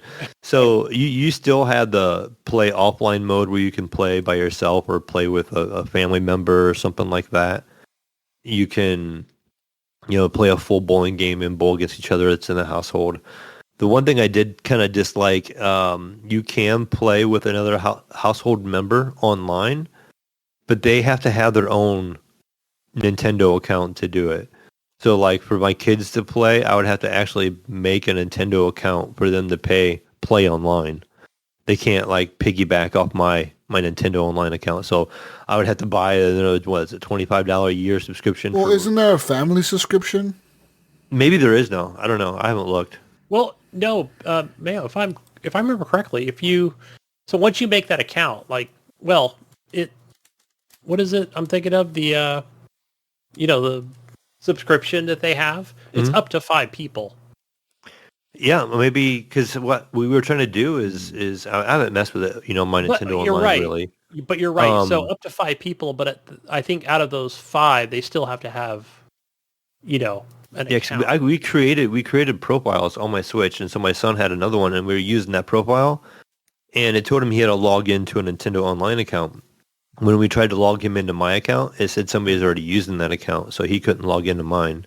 So I don't know how I would connect the two. I mean, I could be completely wrong in it because I'm not real versed on the Switch and how all that works. 'Cause I don't play anything online on my Switch. I have the online just for the. You have singular online or family online? Yeah. I'm guessing I probably have singular. Then that's why. Yeah, I didn't even know they had a family option. So it automatically renews, and it automatically renewed last June, and it actually renews this June. So I had whatever I got last June. And I think maybe that was the only family. That was probably the regular. But the family option is not that expensive. No. Mayo. It's $35 a year. Okay, I think it's 25 for the single, right? Yeah. So it's just 10 more I mean, bucks. you get like 8 people or something like that. I think so. Yeah. You can put it on it, and you have to enter their Switch codes or email address or something like that. I don't know if I'll use. Like I said, I don't really play online. Besides this, this Switch Sports is the first time we've ever used it for anything online, and it doesn't it just automatically match makes. It just finds people that are playing and stuff like that. And, maybe even some of them are bots. I don't even know. But it's a pretty good game. I mean, I feel like they kind of nailed it in. Money? It's not really what I would call full price. I think it's $40 for the digital version. Considering we're used to paying $60 for games anymore. They did say they're going to add some games later. I don't know if it's going to be paid DLC, but they said they will add games later as DLC. Of the games that they have, the options, the volleyball they added is really fun. We've probably had the most amount of fun playing the volleyball on there. Because it's the way it controls and stuff is actually really fun. That's the game that kind of bugs me is they have tennis and badminton. So they made 2 completely different games, and they did tennis as one game, and then badminton is another game. I feel like they could have got rid of the badminton because they're basically a lot alike. It's they play very similar. So if you're playing the tennis, you're practically playing the badminton. So I feel like they could have done away with badminton. Do they have boxing? No more boxing. Well, that's too violent. Violent, sir. Violent. But they have a sword fighting game. Whoa! It has a name. I don't know what the name fencing? of it is. It was fencing? No, it wasn't fencing. It started with a C. But so basically, you have something that looks like a lightsaber, and you can unlock different colors. And it's very simple fighting, but you try to knock each other out of arena. So you have these swords, and then you kind of when you hit, you can block and stuff. But if you get hit with a heavy attack, or you can get knocked back and stunned. It's called Chambara. Chambara. Yeah, it was something like that. That sounds right. Yeah. And you basically try to knock your opponent out of the arena. So it's like a sword fighting game, but you're trying to knock this other person outside of the arena. That game was pretty decent. You know what? We did that back in the day. We had 2 big old 2x4s. Whoever was knocked out first. Redneck sword fighting. Well, not sword fighting, but stick fighting. Board fighting. But, that's pretty much it. The only games we're really playing on there is the volleyball and the bowling. I've always enjoyed the Wii bowling. I always just thought it was fun. I always liked just bowling in general. I like the tennis. And I used to really like when the kids are over. The tennis is good, but I think the volleyball is better. The volleyball in there is pretty fun, actually, because you got to kind of swing a certain way to react. Like when somebody spikes, you can dig and save the spike. And then when you pop it up, you have to do a setting motion to set it for your spiker on your team. And then to spike on your team, you have to like swing the switch remote up and then come back down with it as you spike. So it's kind of like an actual spiking motion and stuff like that. So they actually made that pretty fun. But the boxing, I think, would have been fun to keep. I think they could have done more work on the boxing game. I thought it was kind of simple. If they could Maybe it'll advance come it later. a little bit. And that could That'll be. That'll be a DLC, right? Yeah, boxing. Yeah, I think there because was they're already something adding coming golf, out. right? Golf, yes. Do they have hockey? No, they don't have hockey. They have soccer. Soccer? How the fuck do you play soccer with? It's kind of weird. I haven't played really the soccer at all. you can use your arms, or you can use the leg strap from the Wii ring thing. Yeah, I guess if you buy the There's a physical leg strap. copy of the Switch Sports, it comes with with one it. leg. You get one, but if you can't play two player, you can't play against family okay. members. So basically, this thing Jesus will like strap to your leg, and you can kick, and then it will work. And it has a special mode on there that you can use. I hope you do that get a strap Jesus, stays I on wanna- nice and tight. Your fucking Joy-Con doesn't go flying into your TV. Couldn't you that'd be just nice couldn't to you know. just like man? Couldn't you just like put the Joy-Con in your sock or something? I don't know. I haven't You tried. could, I guess. Would it work, Ryan? Maybe. I don't know, because I don't know. I wouldn't advise. Yeah. I would not advise. People, listen, Probably people, step on it too hard. Make sure you're way back away from your TV. 'Cause next Put thing you the know, you could be like Joy-Con in your karate kicking sock. your TV. Big guy, I'd crush it. Make sure you're not even kicking towards your TV. Kick the opposite direction. But Have a mirror behind you or something. No, I guess you don't want it to fly into a mirror either. Jesus. yeah, that sounds like a dangerous game. Just people kicking in general. It's bad enough that they're swinging their arms around. Now you got people kicking in the same living room. It just sounds dangerous. But I think But, I think that leg strap was actually pretty secure when you put it on. I don't remember Yeah. for the Ring Fit Adventure. I don't, Yeah. again, if you're playing with multiple people, because you're not really going to play by yourself for the Yeah. most part, unless you're playing online, you're going to want more than one. So if you buy the physical copy, you're going to get one. So what you got to go out and buy. You got to go out and buy or Ring Fit Adventure, or if you can find it. Or find a used one from somewhere, but you really want to get a used one off of somebody else's leg. I mean, come on. But On hair on it. What the hell? But the soccer is kind of like, it looks like reminds me of I'm trying to think of the car soccer game right now. Rocket League. Rocket League, yeah, I'm drawing blanks tonight. It kind of reminds me of Rocket League, but it's not cars. It's a giant ball. It's like almost bigger than your character. It moves around, and then you're basically playing 1-on-1, and you're trying to score a goal, but it's just kind of like you kick it, and it kind of bounces off a wall, and it kind of lines itself up, and you can kind of run up and kick it again into the goal kind of thing. So it's not just, I don't know, it's like playing Rocket League with just 1v1, if that makes any kind of sense. The ball will bounce off the walls quite a bit, and you try and get to the right angle and kick it in by timing. But, I mean, it's been okay. I think it's worth $40, but just for the bowling and the volleyball alone. And then, like I said, hopefully, even if the DLC is paid, which would be kind of nice. I mean, if they do it that way, because you could pick and choose. I don't know.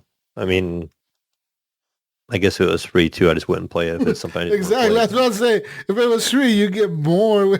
You don't do nothing. Yeah. but if it's just something you're not going to play, I mean, Mayo likes to pick and choose, Ryan, so he'll pay for his DLC. Go pay to pick and choose.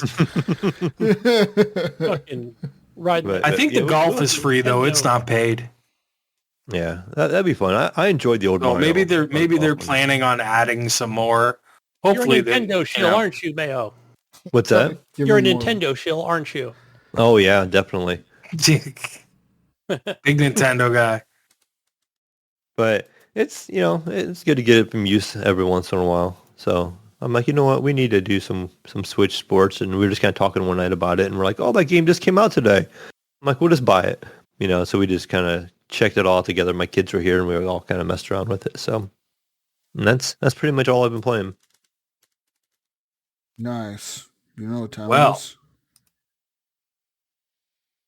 You know, do What you- time do is you- it, Jesus? Do you know what time it would is? be? It's news time. It's news time. Get ready for the news, people. Breaking news. Star Citizen is doing bed sheet deformation physics now. What? Yes. Doing what now? Bed sheet formation. Listen, Gunny. Listen, the Can we latest just get the game out developer. already? Listen, the latest update from developer Cloud Imperium Games. So it says here, bed sheet deformation. That's what the update really is about. It ensures that blankets on beds are messed up accurately. Okay. Oh, yeah, that's a priority. Did you know that this game has raised more than $450 million in crowdfunding? The most We're fucking around with crowdfunded game bread crumbling. that hasn't been released yet. Yeah. Anyways, this is important that this bedsheet deformation is in here, guys, because sleep and bed relaxation element of Squadron 42, which is the single-player portion of Star Citizen, was just recently updated, so NPCs in the game are not able to find and enter their beds and sleep until they're rescheduled to get up. So, like, see, man, like, the beds have to look realistic, Ryan, okay? Okay. All right. Thank We need you. immersion. This is important. This is important. How many years has this game has been in development? A They didn't get the decade. beds 10 done years? yet? Like Damn near 10 years? they don't have the beds done yet? What's happening? People give them like billions of dollars and they don't have the beds done? I don't know, man. This game needs to come out. I need to see stains on those beds, too. Add that in. It's like it never ends. The development on this game is never going to end. It's just going to be the game that Maybe gets an developed alpha. for our entire lives. Give me an alpha for another decade. We'll be on our deathbeds. They'll be like, Star Citizen is finally releasing. They're going to add different colored toothbrushes. No, I'll never play it. The last time I played this was with Brink, I think, and so it was like they do the free weekends every so often, and so I think I asked Brink, I go, so yeah, I'm in Quadrant 42, Section C. He's like, yeah, I know where you're at. I'll come get you. I'll take That one of dude's those. a nerd, man. Look at Brink. It's like, yeah, I know your exact location. Like Stand by. he's so weird. Like I cannot get him sometimes to focus on like a fucking like some simple shit, like a fucking like in Warzone, like we're playing like Apex or something, whatever, right? I can never get him to sit still. I'm like, bro, just sit for a second. He's like, no, we gotta keep moving. He's always like a crackhead one, and then he goes and plays Squadron fucking 42 Star Citizen, and he like memorizes everything. You know what? Let me tell you something about Brink. It's been a while since we played, probably a year. Because I keep looking for the free weekends, like, I don't want to pay for this game, but I'll take a free weekend. But if there's a zombie apocalypse, Jesus, this is why I felt comforted. Because I can just tell Brink, we can be on the radio, and I can be like, Brink, I'm like down by this tree. All right, Gunny, what does the tree look like? Like, it's got branches on it, and it's brown. Okay, Hey, I know where that tree. is. Just Coming to fucking get you. Climb up the tree. Don't make a sound. Zombies are to come, but I'll come get you. I know where you're at. You know what I mean? So I'm like, hey, there you go. Yeah. My hero right there. Brink knows where you're at, Mayo. He knows where I'm at. Like, I give him like the least amount of fucking He knows where that information tree is. possible. It's No, like it was cool because- it's like the fucking in the movies when the Native American guy has like a vision and shit. He knows exactly where the tree is. That's fucking Brink with any location Gunny's at. He could just- just Gunny in the tree. Yeah. Brink just goes outside and like he closes his eyes. The wind is blowing, his hair is flowing back, and he's sitting there thinking, and he's like, Gunny needs me. He's lost. He's I know in a where tree. he's at. All right, buddy. Are you breathing right now? Because there's a death sucker right below you. So, yeah, I'd be like, fucking crapping my pants. No.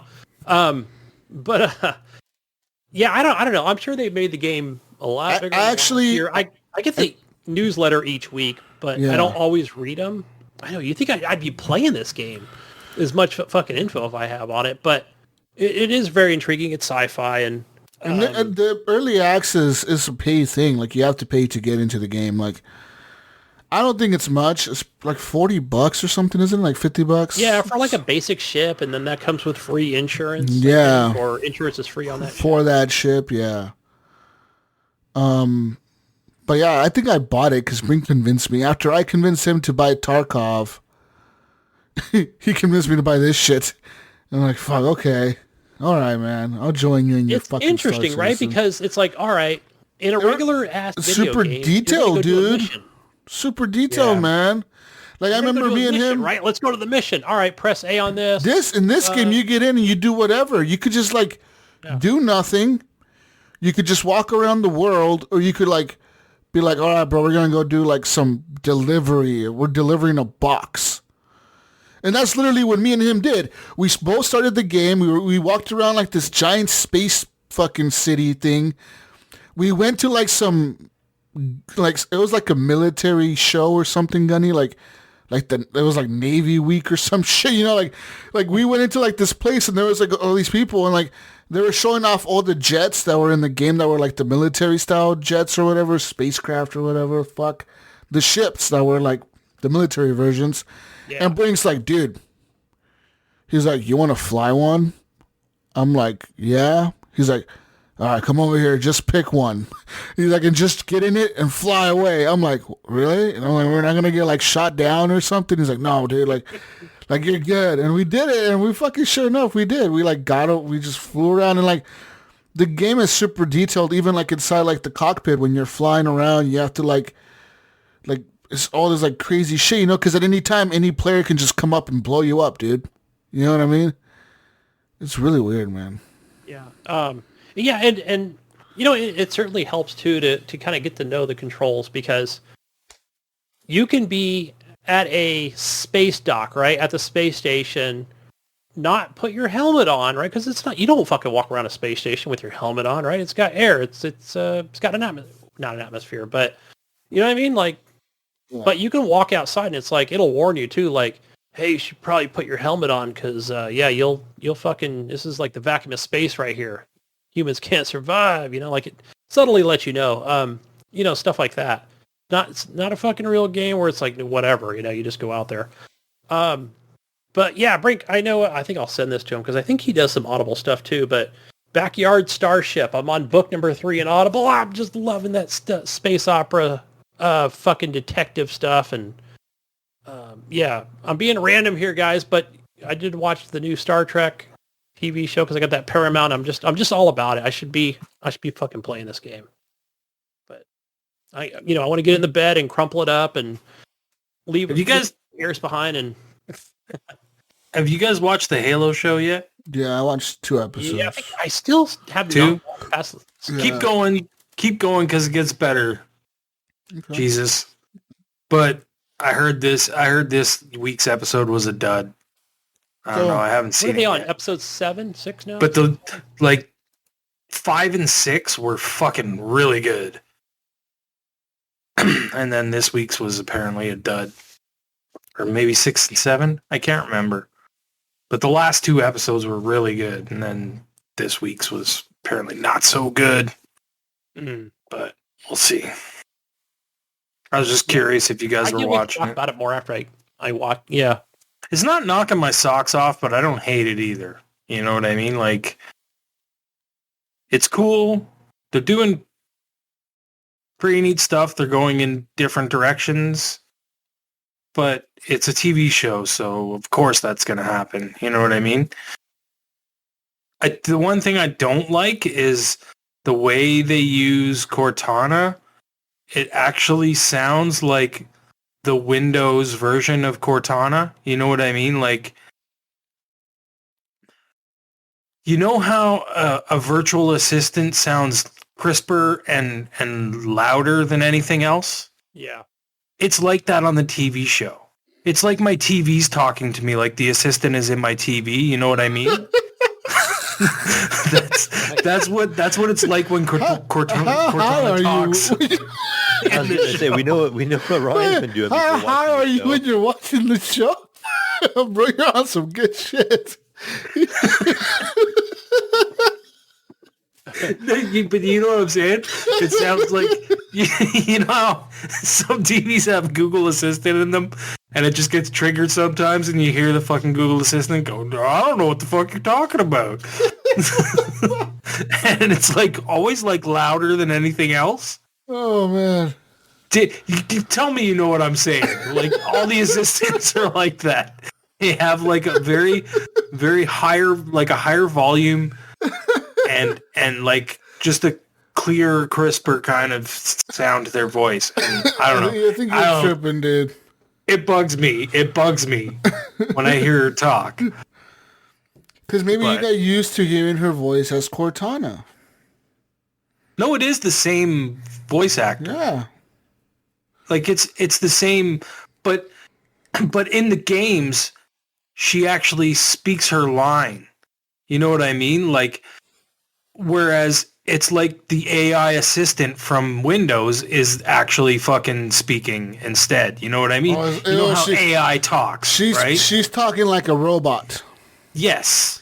Like she has a little bit of like robot, I guess. Well, I guess, yeah, right. Is that part of the role you think, or is it like different? I feel like fucking they just used Cortana's AI like from Windows and fucking made her speak the lines. I think that's what happened.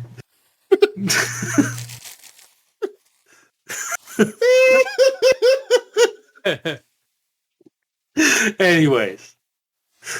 Yeah. What the fuck? What else we got news, Jesus? Sorry. I'm going on tangents tonight. So here, rumor has it that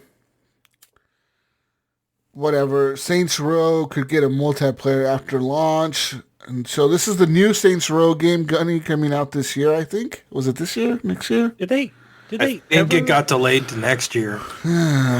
This new title. August. Maybe it's August? I don't remember. Yeah. Did they ever have co-op? I don't remember. Yeah, Yes, they have they co-op. did. Oh, definitely they did, yeah. Or, I mean, it was, maybe they're, I don't know. Like, okay. It says here that this new, it's a reboot, Gunny. This may be the best time to get into the franchise if you never played a Saints Row game. It's going to be a reboot, simply going to be titled Saints Row.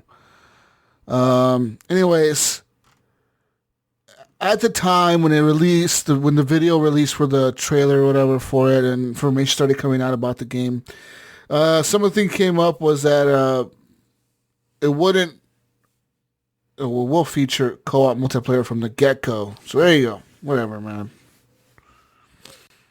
It'll be like Halo. I get it. So I was reading something that said February 25th, 2022. But that can't be right because that's already passed and it's not out. It's slated to release August 23rd, 2022. So I think it was originally February and now it's been pushed to August. So it is coming out this year. Yeah. Yeah, Saints Row 3 was the best. It was cool.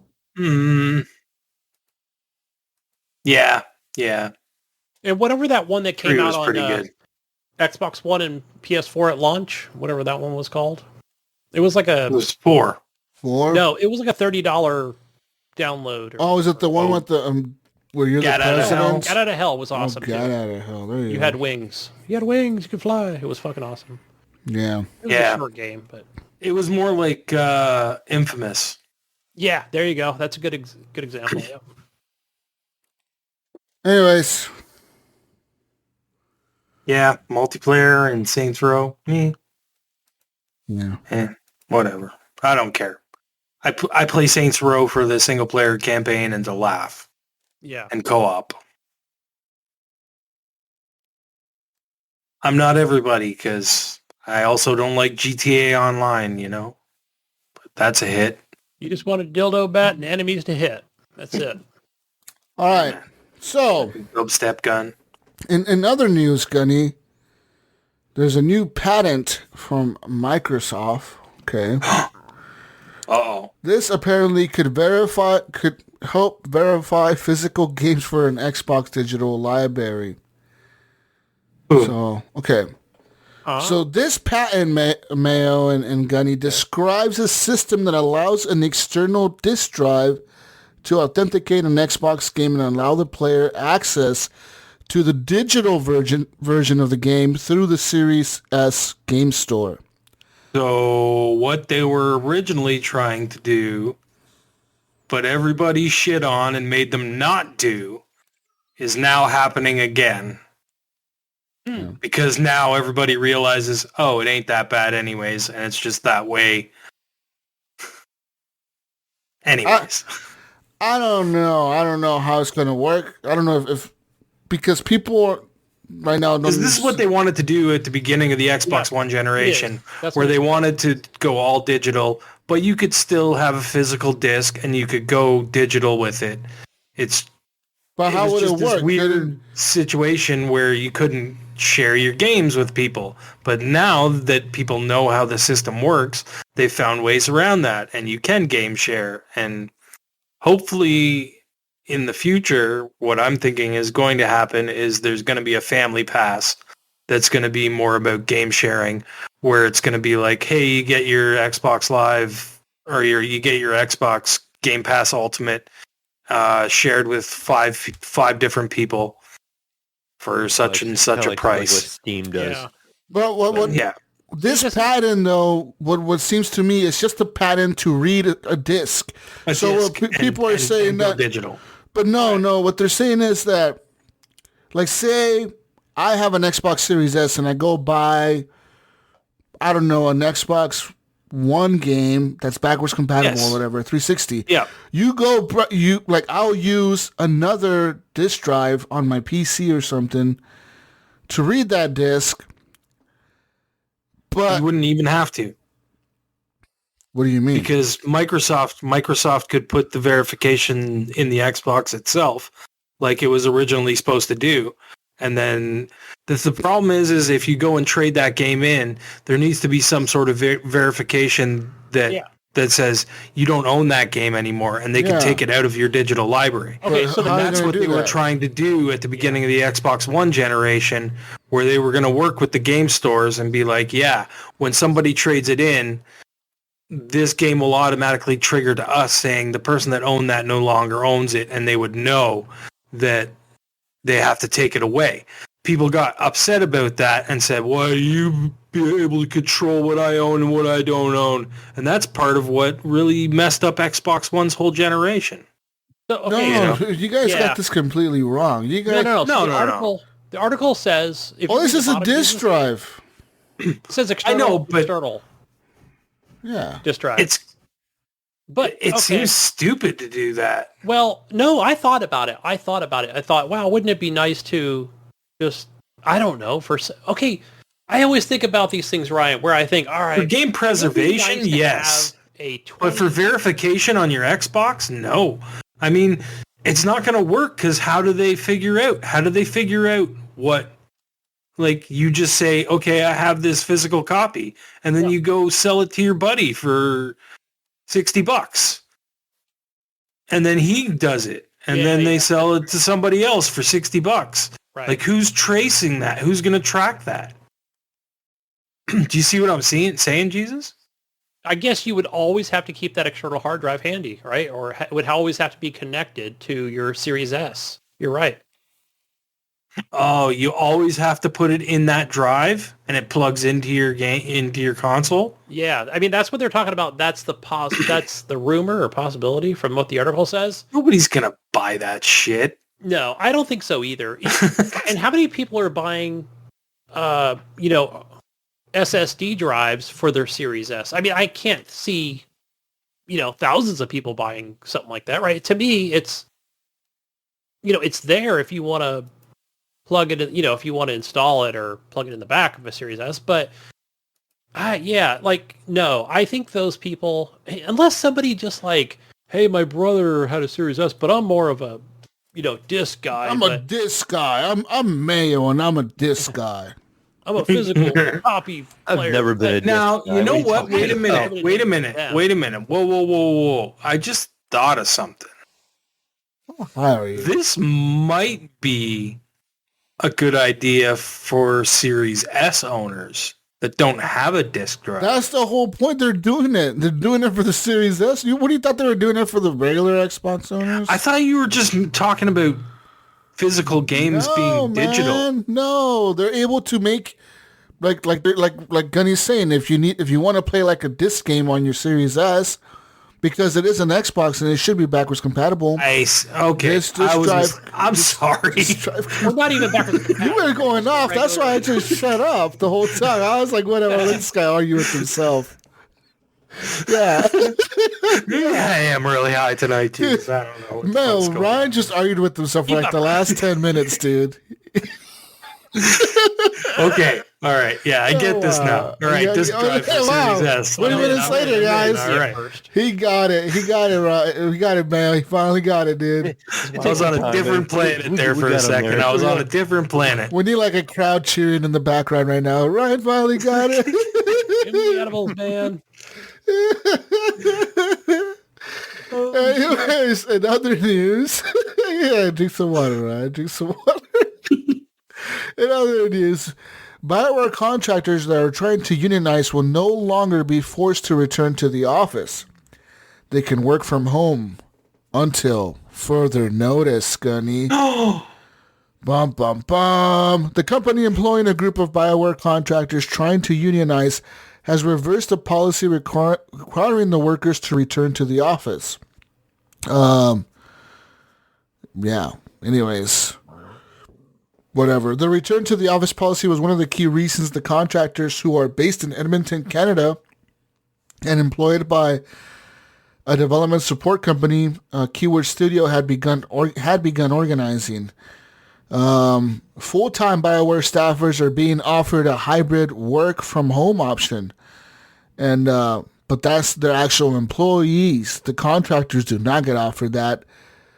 But now BioWare is like, you know what, you can stay home. Doesn't matter. We don't care. Fuck you, you know. Don't unionize. Don't unionize. Stay home, guys. We'll let you do whatever you want if you don't unionize, is what they're trying to do, I think. You know? Yeah. You know how it goes. Everyone's on union busting. I know. All these companies. Well, are all worried about it. It only works out for companies like mine, where they almost encourage it because it's like, fine, you know, like I'm in the trucking industry, you know, and yeah, it's different though. Out. It's a normal thing in the trucking industry to have unions. Whereas like in video game industry, these companies are used to not having to worry about a union. Yeah. That's the problem. Yeah. Yeah. Right? Our company's like, fine, they're going to pay for the 401k and the pension. Great. We don't have to pay for it. And the medical? Shoot, even better. Yeah. But I don't know how that would work in like an office type style setting, you know, whether it be video games or software, you know. Yeah. I'm sure it probably exists, especially here in California. And New York City, another popular place. And Chicago.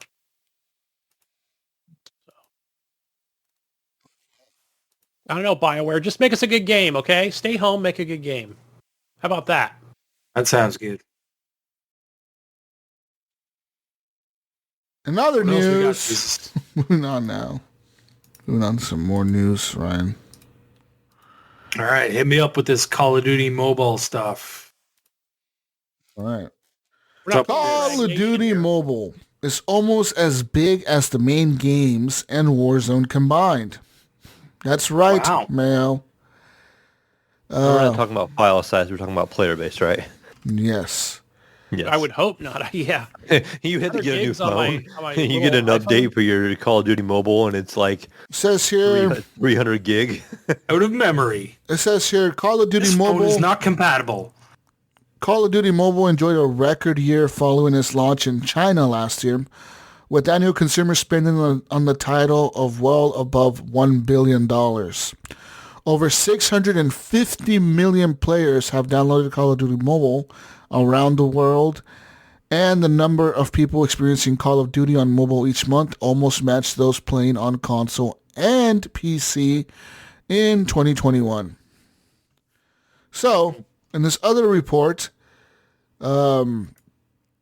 Activision has reiterated that it is now building a sizable and talented internal development team that is working on a mobile version of Warzone Of course. that we expect will help take the Call of Duty franchise to new heights.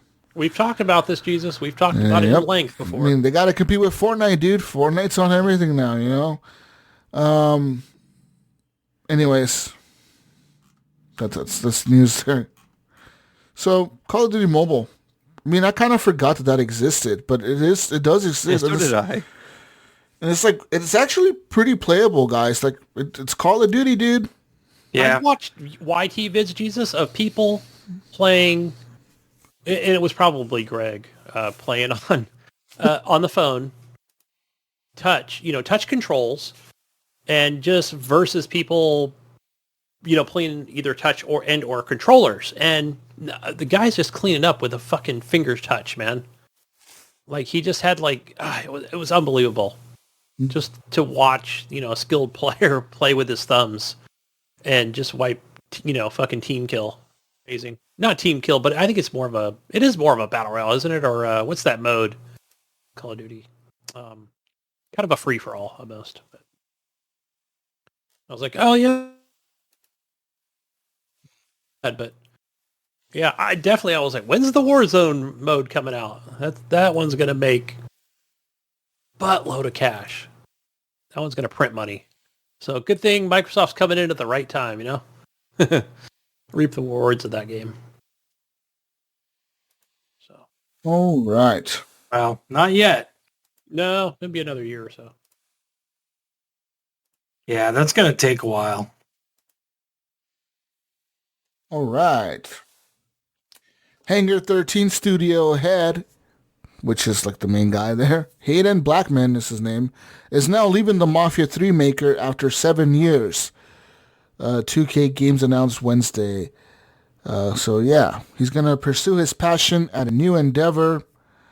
And anyways, pretty much saying that the Mafia team is working on a new Mafia game. It'll be Mafia 4.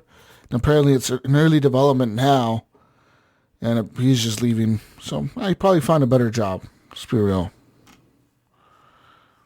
I found a better job somewhere. He went to go make the new Grand Theft Auto.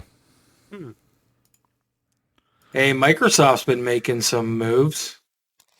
That's right. Oh, fuck. What the fuck's going on here? Yeah. Fortnite, Mayo. It's back on the iPhone. I know. What? Thanks to a Maybe new... a little allowed it? workaround. This is thanks to a new partnership between Epic Games and Microsoft that sidesteps the App Store ban Apple handed down back in August of 2020. Didn't this get them in trouble the first time with sidestep and stuff? Yes. Yeah. No, trust me. Makes Apple's me gonna laugh be so pissed. much. The game is available to stream starting Thursday in the 26 countries around the world where Microsoft's Xbox Cloud Gaming is available in beta. It's part of a new push at Xbox to utilize its Azure cloud platform and Microsoft existing investments in cross-platform play to enable what the company is calling Xbox Everywhere. Says here, we want to empower everyone around the world to play the games they want to play with the people they want on the devices they already own. So yeah. How long, Mayo, before Apple shuts this shit down? I know, right? I know what it 'Cause is. They I give it fought 2 for a long weeks. time. They can't. No, it's so. I already thought I've had time to really think about this. I thought I already know their lawyers are just out there at the fucking Apple spaceship in Milpitas. Fortnite is Cupertino. now available on Game Pass. So, or on xCloud. Yeah, xCloud is allowed to be on Apple and Android. So that's the workaround to... But the thing is, the thing I don't understand is Microsoft has to be taking a cut from Epic. And the whole problem with them being on Apple You think? is they didn't want to give the cut away to Apple or Yeah, Android. They don't want to pay the Apple tax. So why are they paying Microsoft? All right. See, now You know what I mean? another Like, thing. it's Right. weird. Pissed off It's Apple. weird, but So not only are you pissing off Apple, now you're it's really pissing almost them like off. it's almost like they're That's just what I'm throwing the saying. middle finger. They're like, screw it. We'll pay Microsoft and just to give you the middle finger and be like, fuck you. I say eventually Apple's going to find a way to block it. Yes, I think so too. I know I'm being negative, right? Like yeah. it's getting shut down, even though they're doing it legally. I'm afraid that by Xbox doing this, Apple can shut down xCloud on the phone Yes. and be like, Yeah. "Hey, you violated." Yeah, When they you could be log like, in, "No, you violated our fucking terms, man. You were in a beta, we let you in, and you bring these motherfuckers back." Like, what the fuck, dude? It's like I'm at Gunny's house at a fucking party. Funny though. Mayo shows up. Mayo gets kicked out by Gunny, and I bring Mayo, and then I bring him back in through the back door. Like, come on back in, Mayo. You're back at the party, bro. Here, come on. You can't do this. That's my so baseball good bat. though. It's so good. I love it. Anyways, in total awesome fashion, Tim Sweeney went to Twitter and said, "Monumental news, everyone. Fortnite is now available to play for free." He put that in capital letters. Streaming to web browsers on iPhone, iPad, and Android via xCloud. No subscription required. No 30% Apple tax. And that's the best part. You don't even have to have a Game Pass subscription to do this. You can do it for free. Right. Because that beta, It's not. You don't even have to have Game the Pass. cloud thing is free, I guess. It just works for Fortnite. That's So- fucking funny. Mel, I wonder, does this work on PC? It has to, right? Through Cloud Play? Yeah. I would assume. So now you can play it on PC, on any shitty PC. Any little kid can play Fortnite on PC now and be a streamer. So and because we're talking about this Follow now, your it dreams, little reminds me of kid. Something else. Did you guys hear the rumor about the puck that's coming? Oh, bro, what the fuck were you? What? Bro? There's an Xbox puck coming. Oh, yeah, I saw again. Twitter said you said something It's about. rumor right now, Yeah, that is rumor still. but that was it's from Jeff Oh, Corden. it's from I got the news. Jizz Windows Central. Yeah. it's from Windows Central, yeah. Yeah. So that's just Microsoft making that next move into the whole xCloud thing, man. Like that's it. It's gonna be everywhere. Like they said, they want to be everywhere. They're gonna be everywhere. That puck thing was like a total. Everyone knew that was coming from the beginning. Like everyone was like, "Yeah, Yeah. it's gonna happen, man." It's a really, really, really super, super cheap way to get into the ecosystem. You know what I mean? What's this puck gonna cost? $30-$40? You plug it into the back of your TV. You stream like 1080p Yeah, to your TV. $29.99. For like $30. Anybody can get it. Anybody can get it. Anybody can Get get it. it. Anybody. Yeah. Controllers sold separately. I would assume, yeah, Yeah, it probably we just talked about connects it. with the Yeah, bundle. Xbox controller. Any Yeah, Xbox controller, I'm sure. $69.99, right? Complete. Boom. It's all in one nice package. You need a chainsaw to open up from the Target store or Walmart. One of those packages, right? New York City is suing Activision. Okay, watch how you read this. Yeah, the articles depend on how you read it because it's not New York City. It's like a pension fund. Yeah. Yeah, Yeah. they sue It's- people all the time. It's not what the headline makes it seem. But Pretty much. still, it's not good news anyways, but Pretty much a pension fund, right? Fucking is saying that fucking Bobby Kotick fucked up the company, wants to sell it now, and they're gonna lose out on some money or whatever because they got I their think they're money. just in trying to this. mainly get like access to records. I think as well. Oh, yeah. I think that's where I don't know all the gist on it. I think they're trying to get access to some kind of their records because they've been trying to get that information for a while, and this is just another way of trying to get it. Yeah, okay. Just know Bobby you read- Kotick being a fucking dick. You read part of it, Jesus. I didn't read the whole thing, but I thought, well, wait a minute. Would Microsoft announce how much they're paying for this company, didn't stock shoot up? If anything, wouldn't they have made more money? Hold on, let me look up Activision. You know what I'm saying? No. I don't know. I remember whatever. I'm not a fucking Wall Street Things are guy, still up in the air, though, Gunny. Like, anything could happen. It's still such This is far from done, but I it mean, could fall apart at any minute. but it's not. It shouldn't, but it could. Still, stock shot up, right? When they announced that, they're purchasing the... Hey, but listen. What they're saying is that they want to know what the fuck Bobby Kotick did to fuck the company up so bad, because they're saying that Microsoft is underpaying the $95 a share they're going to pay. They're saying that Microsoft is underpaying the value of the company because they say last year... Devil's in the details.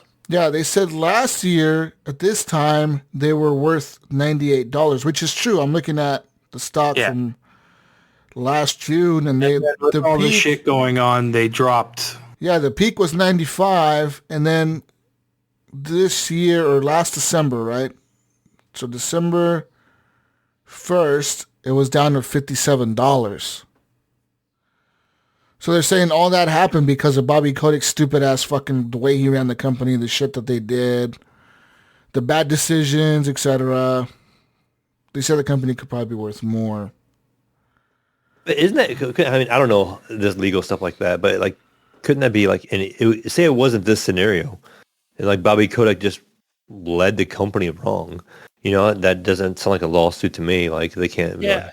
Something else. It could have been a completely different situation, and say you just had a really bad CEO in there, and be going, "Oh, we lost value in our stock." Well, there's not really a suit you can do there, so I don't understand. Yeah, I think a lot of people are just angry that it's going to turn around. If Microsoft purchases them. You're right, Gunny. The stock's going to shoot back up, and the company will start doing better again, hopefully, right? But I think a lot of people just want to try and do everything they can to get Bobby Kotick out. They want him to get out, and a lot of people are very disappointed that he gets to have his golden parachute as he leaves. Yeah, and even as it stands right now, so a lot of people are trying to go after him. Yeah, and there is no official thing, even and rightfully so. I mean... Yeah. We know he's leaving, but there is no details of him leaving because... No. The check hasn't even been mailed... It's not finished yet. Or to Activision. Like, it's not even... Yeah. Hasn't even been approved by whoever needs to approve it. They're still filing paperwork. So... Yeah, but... Yeah, but like you said, once the fucking... It's signed and... sealed and certified, and boom, I think, definitely the stocks will definitely shoot up even more. But yeah, I don't know. I'm sure there's more details on that. I've seen one where a New Jersey school district sued fucking Elon Musk for buying Twitter. I don't know. These different like you said, these pension funds, they want to protect their assets. I get it. So that's right. Seems like it happens a lot. But I'm no lawyer. In other news, all right, guys, move on to some more news. Oh, this is great news. Outriders, Jesus, do the Outriders. Here's your Square Enix. Outriders hasn't made a profit, and may never make a profit. That's right, Gunny. Never make a profit. Never? What Ever. the fuck? Now, was this part of the... No, this was not sold off. They're independent. I forgot. Square Enix boasted of 3.5 million players the month after they launched, calling it the company's next major franchise. Says here, yeah. Yeah. It says here that... by August, developer People Can Fly was grumbling about being left in the dark by Square Enix about how the game was doing financially in sales. Yeah. And now, everything's come to light, Gunny. A new financial report from the studio addresses Outriders and says that while it was entitled to royalty payments, should the game sell well enough, quote, the group received no royalty payments from the publisher for the period to December 31st, 2021, which means that as the reporting date net proceeds from the sale of Outriders were insufficient to recover the cost and expenses incurred by the publisher to develop, distribute, and promote the title. So pretty much, the game didn't meet their expectations of sales. They didn't make their money back. That's kind of crazy, dude. Like, that game was really popular. They got a huge paycheck. They got a huge paycheck from Microsoft. No, well, how do you know that deal wasn't with Square and not People Can Fly? That's what I'm saying. Square did. Square got a huge payout from Microsoft. But do you think Square was like, okay, we're going to get this huge payout and then hopefully we're going to get more sales or whatever? I mean, that's part of the whole mantra with Game Pass. Yeah. Right? So this is where the dangerous part comes in with Game Pass, right? Did Outriders release on everything as well? I think so. Did it? Okay, I wasn't sure because it's still in Game Pass. I'm not positive, but I thought it did. It's on PS5 and it's on PC and everything. Yeah. But obviously there's a lot more between those two that we don't know about. But I'll just say this though, as far as like the game's popularity and Wingman, I know if you're listening, he's probably gonna get mad at me, but it's a good game. It's a good shooter, but to me, Jesus, I'll just call it. It's a Destiny clone. Is it not? I don't know. It's a fun game. It's Gears of War meets Destiny. Yeah. But it's not Gears, but it's not Destiny. You know what I mean? It's not this AAA. I mean, it's not calling it out like it is. It's more of a, double A, but maybe they were hoping themselves that this game would have done better, and been more popular, but I don't know. I mean, it's still a fun game. I want to go back and play more of it, and they've got more DLC planned. So I don't think it was a bad game. I just don't think it hit the way they wanted it to. Glitchy at launch. That's the problem, and a lot of people blame Game Pass for that, and it's like, no. I mean, they got a huge payout from Game Pass. The game might not have even made it out if it wasn't for Game Pass. You know what I mean? Like, could have got scrapped on the floor because there wasn't enough money to keep it going. Yeah. Who knows, right? Like, we don't know. But, this and it sucks because, like, the game, people didn't, from what I heard, I didn't really like the game very much, but it wasn't my bag, you know what I mean? Or I wasn't feeling it when it came out. Maybe a lot of people were like that. Who knows? Yeah. I kind of enjoyed it. I thought the shooting and stuff felt really good. I just got away from it. I can't remember what else came out at the time, but something pulled me away from it. I think I beat it, and maybe I just ran out of content to do, and I didn't want to run back and play through with other characters, so I just kind of stopped, and then just never went back to it. Like, talking about it now, I wouldn't have any objection to go back and playing it now. Like going back and playing it again because it's been long enough. Should I play it for the first time? You should. And I should go back and play it. Maybe like prove them wrong. Prove that there's people out there playing it. Yeah, you know what I mean? I beat the first time and haven't been back since. Once you got that end game, there was just nothing really to do for a while. It's like those runs you could do, but it was just kind of like, okay. So I made it to like level 30 and, kind of fell off of it. But one of the things I get from this is I feel like People Can Fly really wanted to make something similar to like a Destiny type game where, hey, they wanted players to be more involved. They probably did want a cooperative or a competitive multiplayer. I could be wrong on this. It just feels like with the story and not very cinematic with, it's got its downsides, right? But it's got a budget and what it did well, it stuck with it. But yeah, if you play this, Jesus, I don't know. I think you'll have those same feelings where you're like, yeah, you can fucking tell they wanted to add more shit and more areas and, maybe a hub world. I mean, it kind of does have a hub world where, you can, I don't know if you're purchasing other weapons or upgrading them or, but yeah, I mean, you're doing things with armor and cosmetic stuff, but, yeah, I don't know. What am I saying? It's half baked, but it's really, yeah, it's a completed game, and I know Wing finished it, pretty quickly, and it doesn't take a whole lot of time, and I don't know, but yeah, we'll see I don't know. I look forward to hear what he has to say about DLC and what they've added to it. So maybe they'll continue to work on it, and Well, let me tell you something, Gunny. Outriders will receive its DLC is going to be called World Slayer. It comes sometime this year. But as of right now, Square Enix still is the owner of Outriders IP. Yeah. Yeah. So, I mean, if they call it a failure, are they really going to invest any more money into it after that DLC comes out? Yeah. Probably not. Maybe Embracer will buy People Can Fly. Yeah. Well, oh, I don't know if that's good or not. Wait, hold on. They own too many studios already. But Square Enix would still own the IP. yeah. So, probably never see a sequel. Actually, I don't know, man. We'll see. I don't know. In other news, speaking of games that have failed,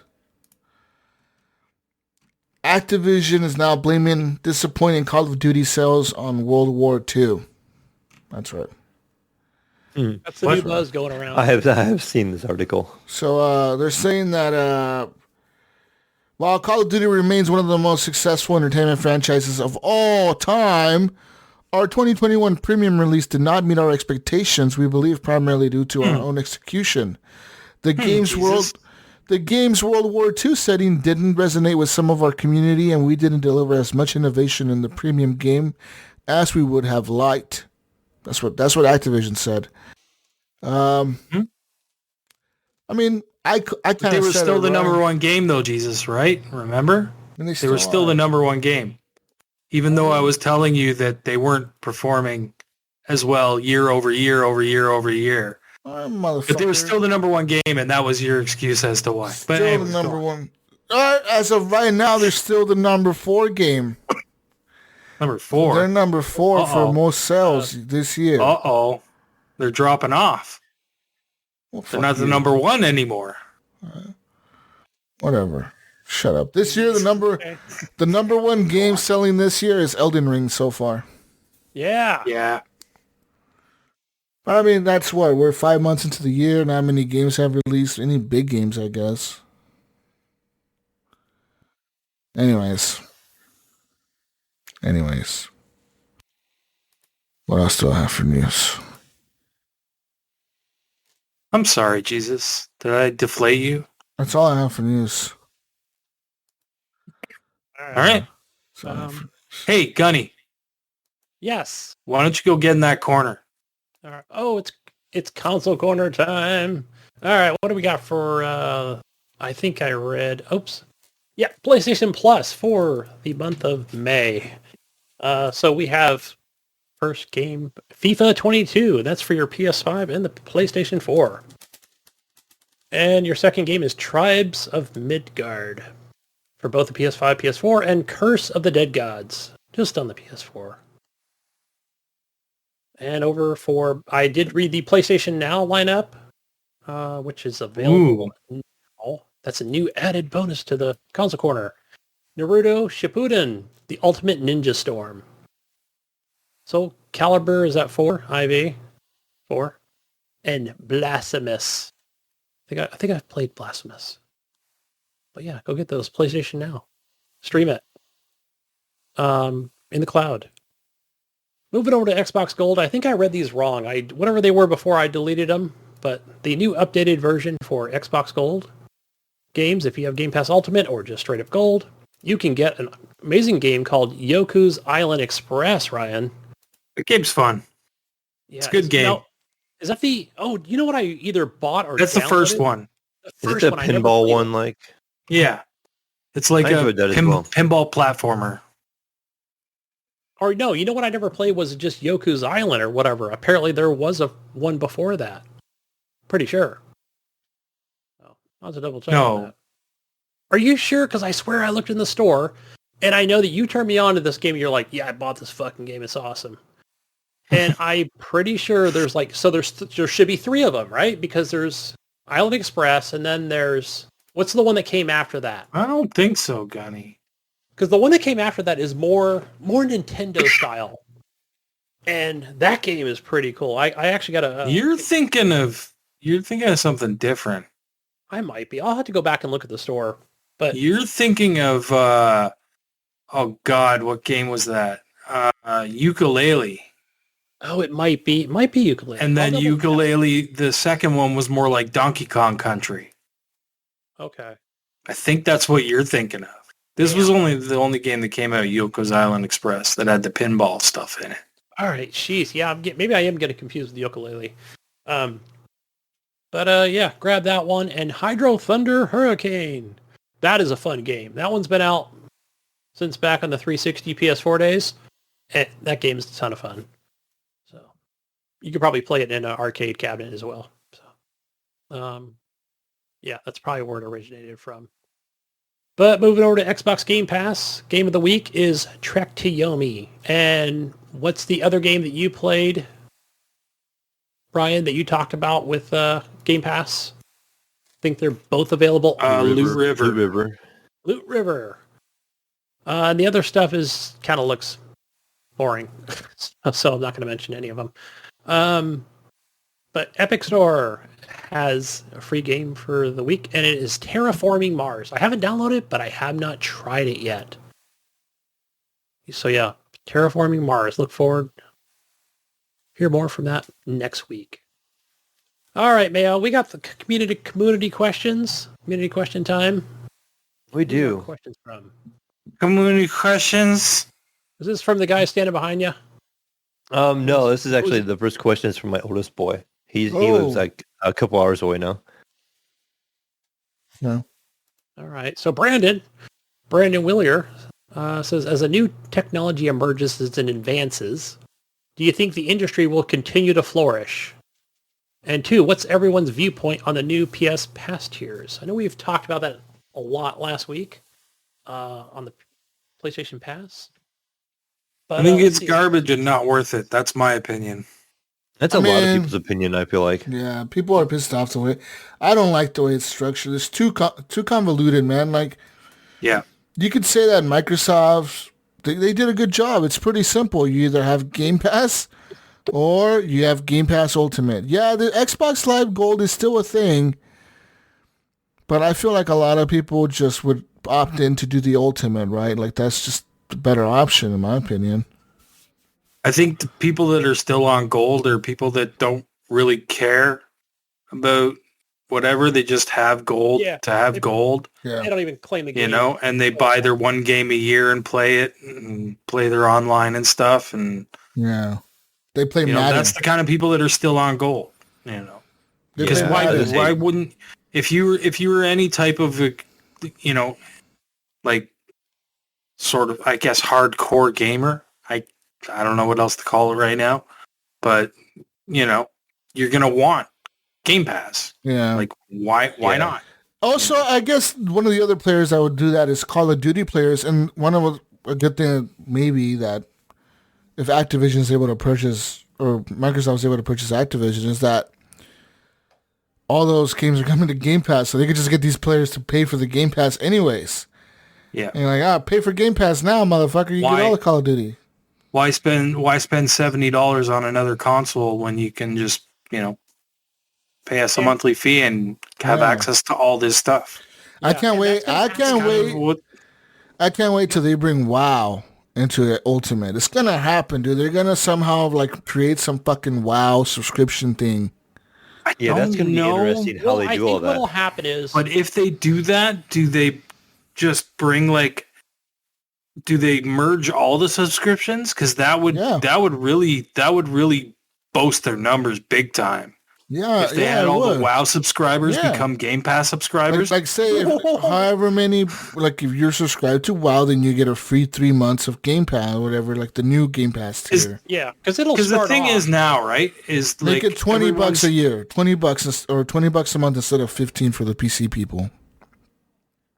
Because if you fast forward a year and a half from now, it'll just be, hey, log in with your Microsoft account to play fucking. Because how much is WoW now, Mayo? Like right now?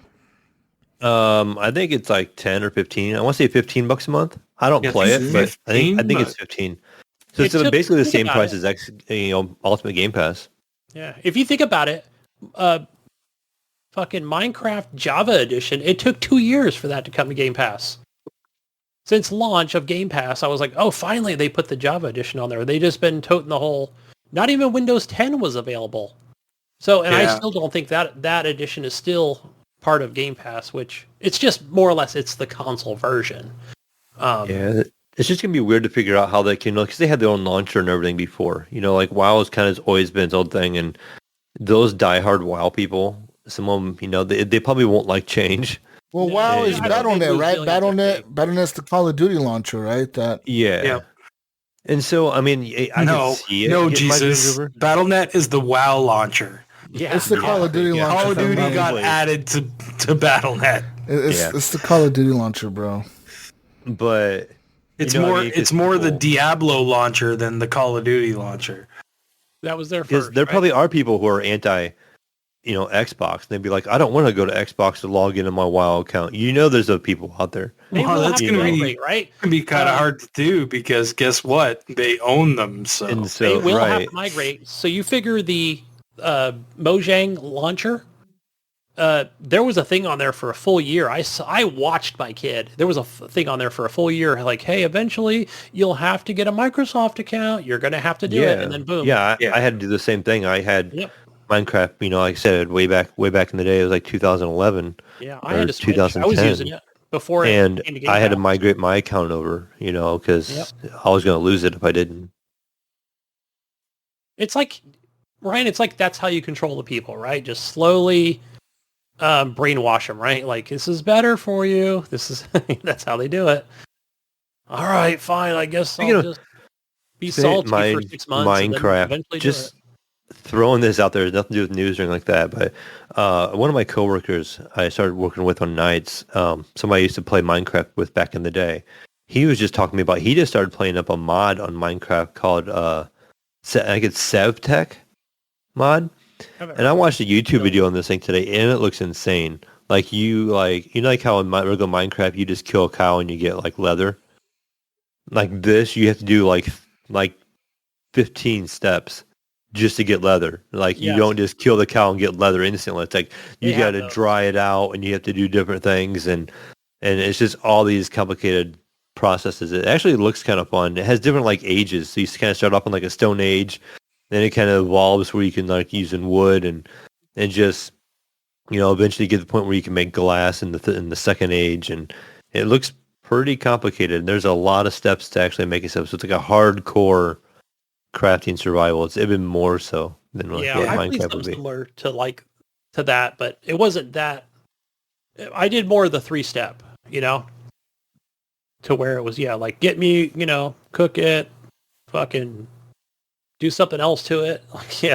And this mod changes all put it the on a tanning thing, like all the enemies around and stuff. Like the skeletons don't have bow and arrows, and then there's these little like the spiders become like these little lava things that cause everything to catch on fire around them. They're like just like walking around on fire.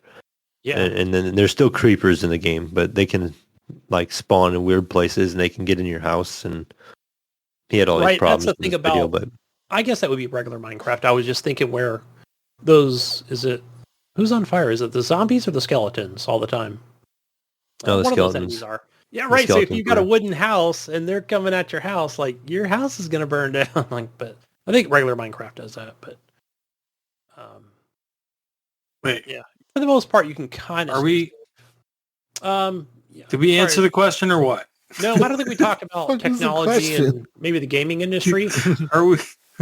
Didn't somebody ask a question? Yeah. Duh.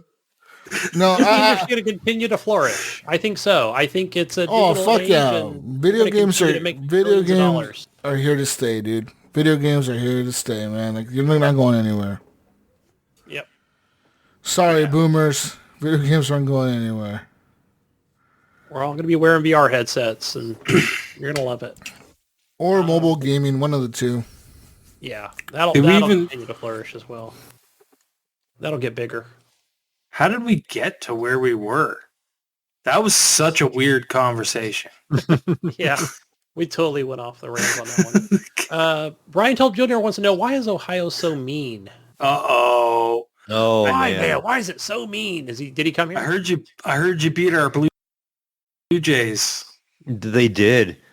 And then I think Brian had some problems with getting like refunded, like weather, I think, had a factor. I know where I'm at here in Columbus, it like rained like the whole weekend he was here. Oh, And no. I think maybe like, cause I know he was in Cleveland, maybe one of the games got postponed or something and he had a hard time getting tickets. I saw it on Facebook. So something about trying to get refunded tickets and he had a hard time there. So it's like he had a hard experience in the game and, they're getting rescheduled and something about buying new tickets and he had to go back to the back of the line again and wait longer. And so it doesn't sound like he had a very good experience. I think it was just bad luck that this time around. You didn't meet up with him? No, I was going to try to. We talked about it like a month ago and then I ended up getting switched to night shift and I had to work. And so I worked the night before and I had to work that same night. And so for me to try to drive to Cleveland and back before work, it just really wasn't too feasible. Yeah, that sucks. But yeah, we were going to try to get together, but hopefully we'll have another opportunity again. Yeah, I know he's not real far away. So maybe we can get down this way again. I went to see Incubus with him. We went to a concert. Mm-hmm. Yeah, he's a good guy, man. Yeah, so hopefully Brian and I can get together sometime soon. Nice. Brian has another question here. He talks about, what's your favorite piece of memorabilia that you own? God. Memorabilia? I Nothing. don't know if I own any. I don't really I mean, I I'm don't not really into care that game much. statues. I've got action figures up here, Marvel action figures, but nothing that really has a lot of value. Yeah. The only thing I can You know think what? of is My Series 1 deck of Chrome Garbage Pail Kids. Hmm. I have the Chrome version of the original series Garbage Pail Kids. That's probably my favorite thing that I have. I want to get the whole thing. It costs so much money, but I want to get the whole thing framed. Like the whole set in a frame. But to have like that many fucking cards, it's 152 cards. It'd be a big frame. It'd be a massive frame. Yeah. I was Maybe thinking of doing like 3 or 4 of them, kind of splitting them up. But it's so much money just to get a frame that puts, 50 cards in it. yeah. Yeah. The only thing I have that I can think of that I think it's always really cool that I have that's old, I like to brag about sometimes, and it's not even like a cool item anymore. I have a really old, like a 1982 Sharp TV. It's a small TV, but it still works and powers Like on. a tube? Yeah. It's only like a 15-inch TV. It has like a handle on top. But it was my grandparents, so when I was a kid, I would go over there and watch TV, and it was in their kitchen. So like when we would eat breakfast or whatever, they would have it up on a top of a counter, and they always watch the news and stuff on it. And something I just inherited, and to this day it still works. But it has the UHF and the VHF connections on the back. So for those people that don't know, it has the 4 screws, and it has like Use the butter I knife. didn't know you got to tighten it up, and Use a Swiss Army knife. But this thing still works, and you have to change That's one the channel. thing, right? Think What's about that, people. Think about that. That TV still fucking works. And it was made in the Like fucking Pong on that 70s. This And one's that from 82. fucking 82. Yeah. Well, there you go. It was made in the 80s, Yeah, and that motherfucker yes. still works. And it even has the thing where you guys will probably remember this. A lot of our younger people won't know what I'm even talking about. But it has 2 dials. And so you had the one dial that had like channel 2 through 13. Yep. And then you had to turn to the U. And then you had all your channels like, what was it, like maybe like 14 through 38. I don't know. Yeah. something like that on the bottom. So you had to turn the top dial to the U. And then you And turn the that's bottom all dial. the channels there were back then. Yeah. If that. I would have to go look at it and see how many Yeah. channels were on there again. I don't remember now, but That's probably the coolest thing I have. Remember the little clicker box? You remember the little clicker box? Yeah. Where you had to push the button, click the button in to get the channel to come in? Yep. It was like an attachment that came from your TV. Yeah. You could have it right by you, and it had like 30 buttons on it, and you just push the button that you wanted the channel of. Yep, I remember that shit. I'm fucking old. Jesus. See, the only memorabilia I could think of is probably that Skyrim Bible that I have, the guide, as far as memorabilia goes. I'm just thinking video game stuff, and I've got a CD collection or whatever, but I haven't looked at it in years, or Star Trek cards, but yeah, I'm not a big collector of things, or just have a lot of... Yeah, my Funko Pop collection, I guess, but even that's all sitting in boxes right now. It's not even out. I have a couple out, but not much. What's our next question there, Gunny? Anything from you, Jesus? Any memorabilia that you have? No. You treasure? No? Jonathan Hall. Hey, he wants to know if Titanfall 3 is... Oh, he says, is Titanfall 3 actually coming out? Pre-order boxes spotted at GameStop, and he shows a picture of Titanfall 3 and Dragon Age 4, FIFA 23. It's right in the middle of those. So that could be Photoshop, John. I think it's Photoshopped. Oh. Anyways, apparently rumor has it that during that one leak, the GeForce Now leak, there was like info in there about a Titanfall 3. Yeah. And so far, that leak has been pretty fucking accurate. So it has. People are saying that it could be happening. And then Respawn on Twitter, well, some people, like on Reddit, this guy said he works at a GameStop in Germany, and that case probably means nothing. We have pre-orders going back to 2019. They will be honored if it eventually releases. So apparently people can pre-order Titanfall 3 in Germany, but like, even though it may never happen. It may never happen. And Respawn on Twitter said, contrary to what some folks are reporting, Titanfall is the very core of our DNA. Who knows what the future holds? They're making more Apex shit. Come on now. Yeah, right. Yeah, let's be real here, Mail, right? They're not broken on Titanfall. Yeah, and I was looking for news and stuff. There's still a lot of Apex news and what they're adding. I hope they do. Yeah. I do too, because I thought Titanfall 2 was dope. Like, even the other day, I went... so good. I went and I played like a match of it, dude, and it's just so epic when, like, stand by for Titanfall and the fucking Titan comes down, dude, and you're just fighting this huge fucking robot.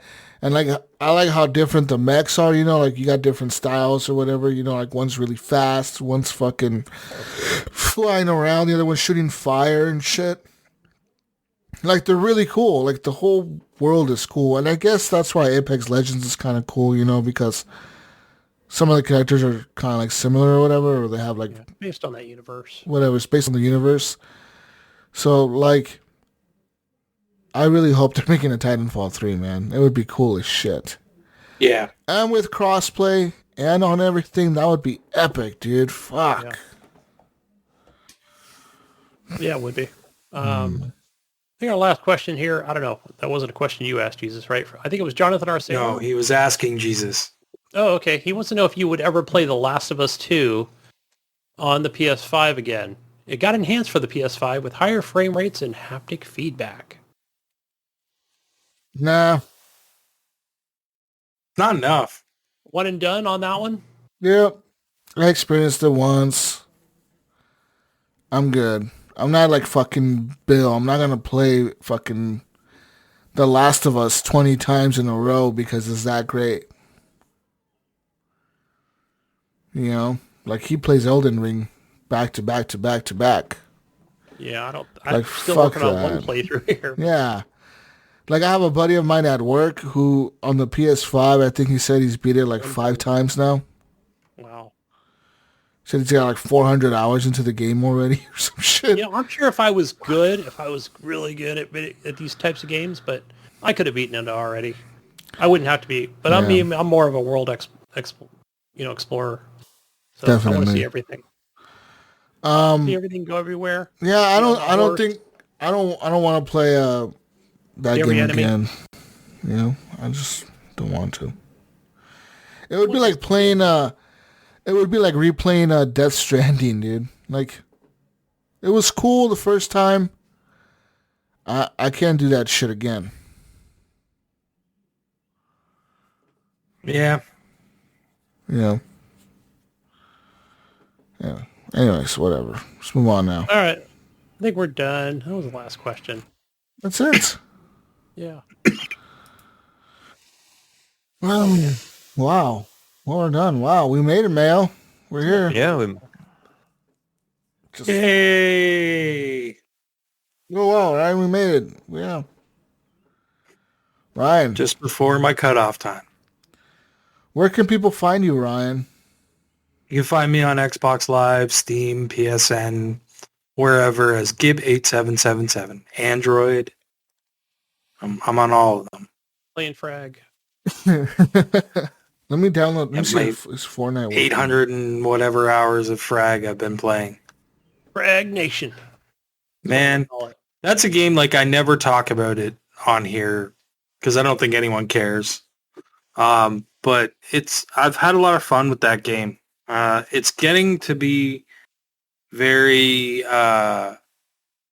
like the meta changes in the game a lot, so you end up having to change your deck because you need different things to face what's good, because they buff stuff and then they take shit away from other characters and make them, it's just how they change the game. It makes you have to kind of play with other characters. So like that, keeping up with it sometimes can be really a lot. But it's kind of like my game that I just play like when I'm at work. I don't even play it on I don't play on the weekends or anything anymore. I used to, but I don't anymore. Rarely. But yeah, it's a fun game. If you're looking for a shooter on Android, it's fun. You got to build the team though. It takes time to get into it. You got to find a character that you like, and then you have to build a team around that character, and kind of it takes time to get there before you find the team that meshes with you. I want to say it's crossplay because I think I play with you on the. Yep, it's on Apple as well. Yeah. All right, go find me on. Where do they find you, Gunny? Find me on iOS playing Bloons TD Battles 6 and Xbox and Steam. Under gamer tag Gunny Chief. PSN, I am HTP_Gunny. Where you find me? Where do we find you, Mail? you're going to find me on Steam and Discord mainly, and the Xbox. You'll find me occasionally on there, just as the Mayo one. Jesus? Find me on everything as Jesus Walks a Lot. What does Gidget say? Keep playing some games. Gunny. She says, What does Gidget say? Just say it. peace out, Brussels sprouts. We'll catch you on the next week's edition of the Horrible Gamers Podcast. We're out of here. Don't forget to go to manscaped.com and use that code HGP20 for 20% off. Bye, everybody.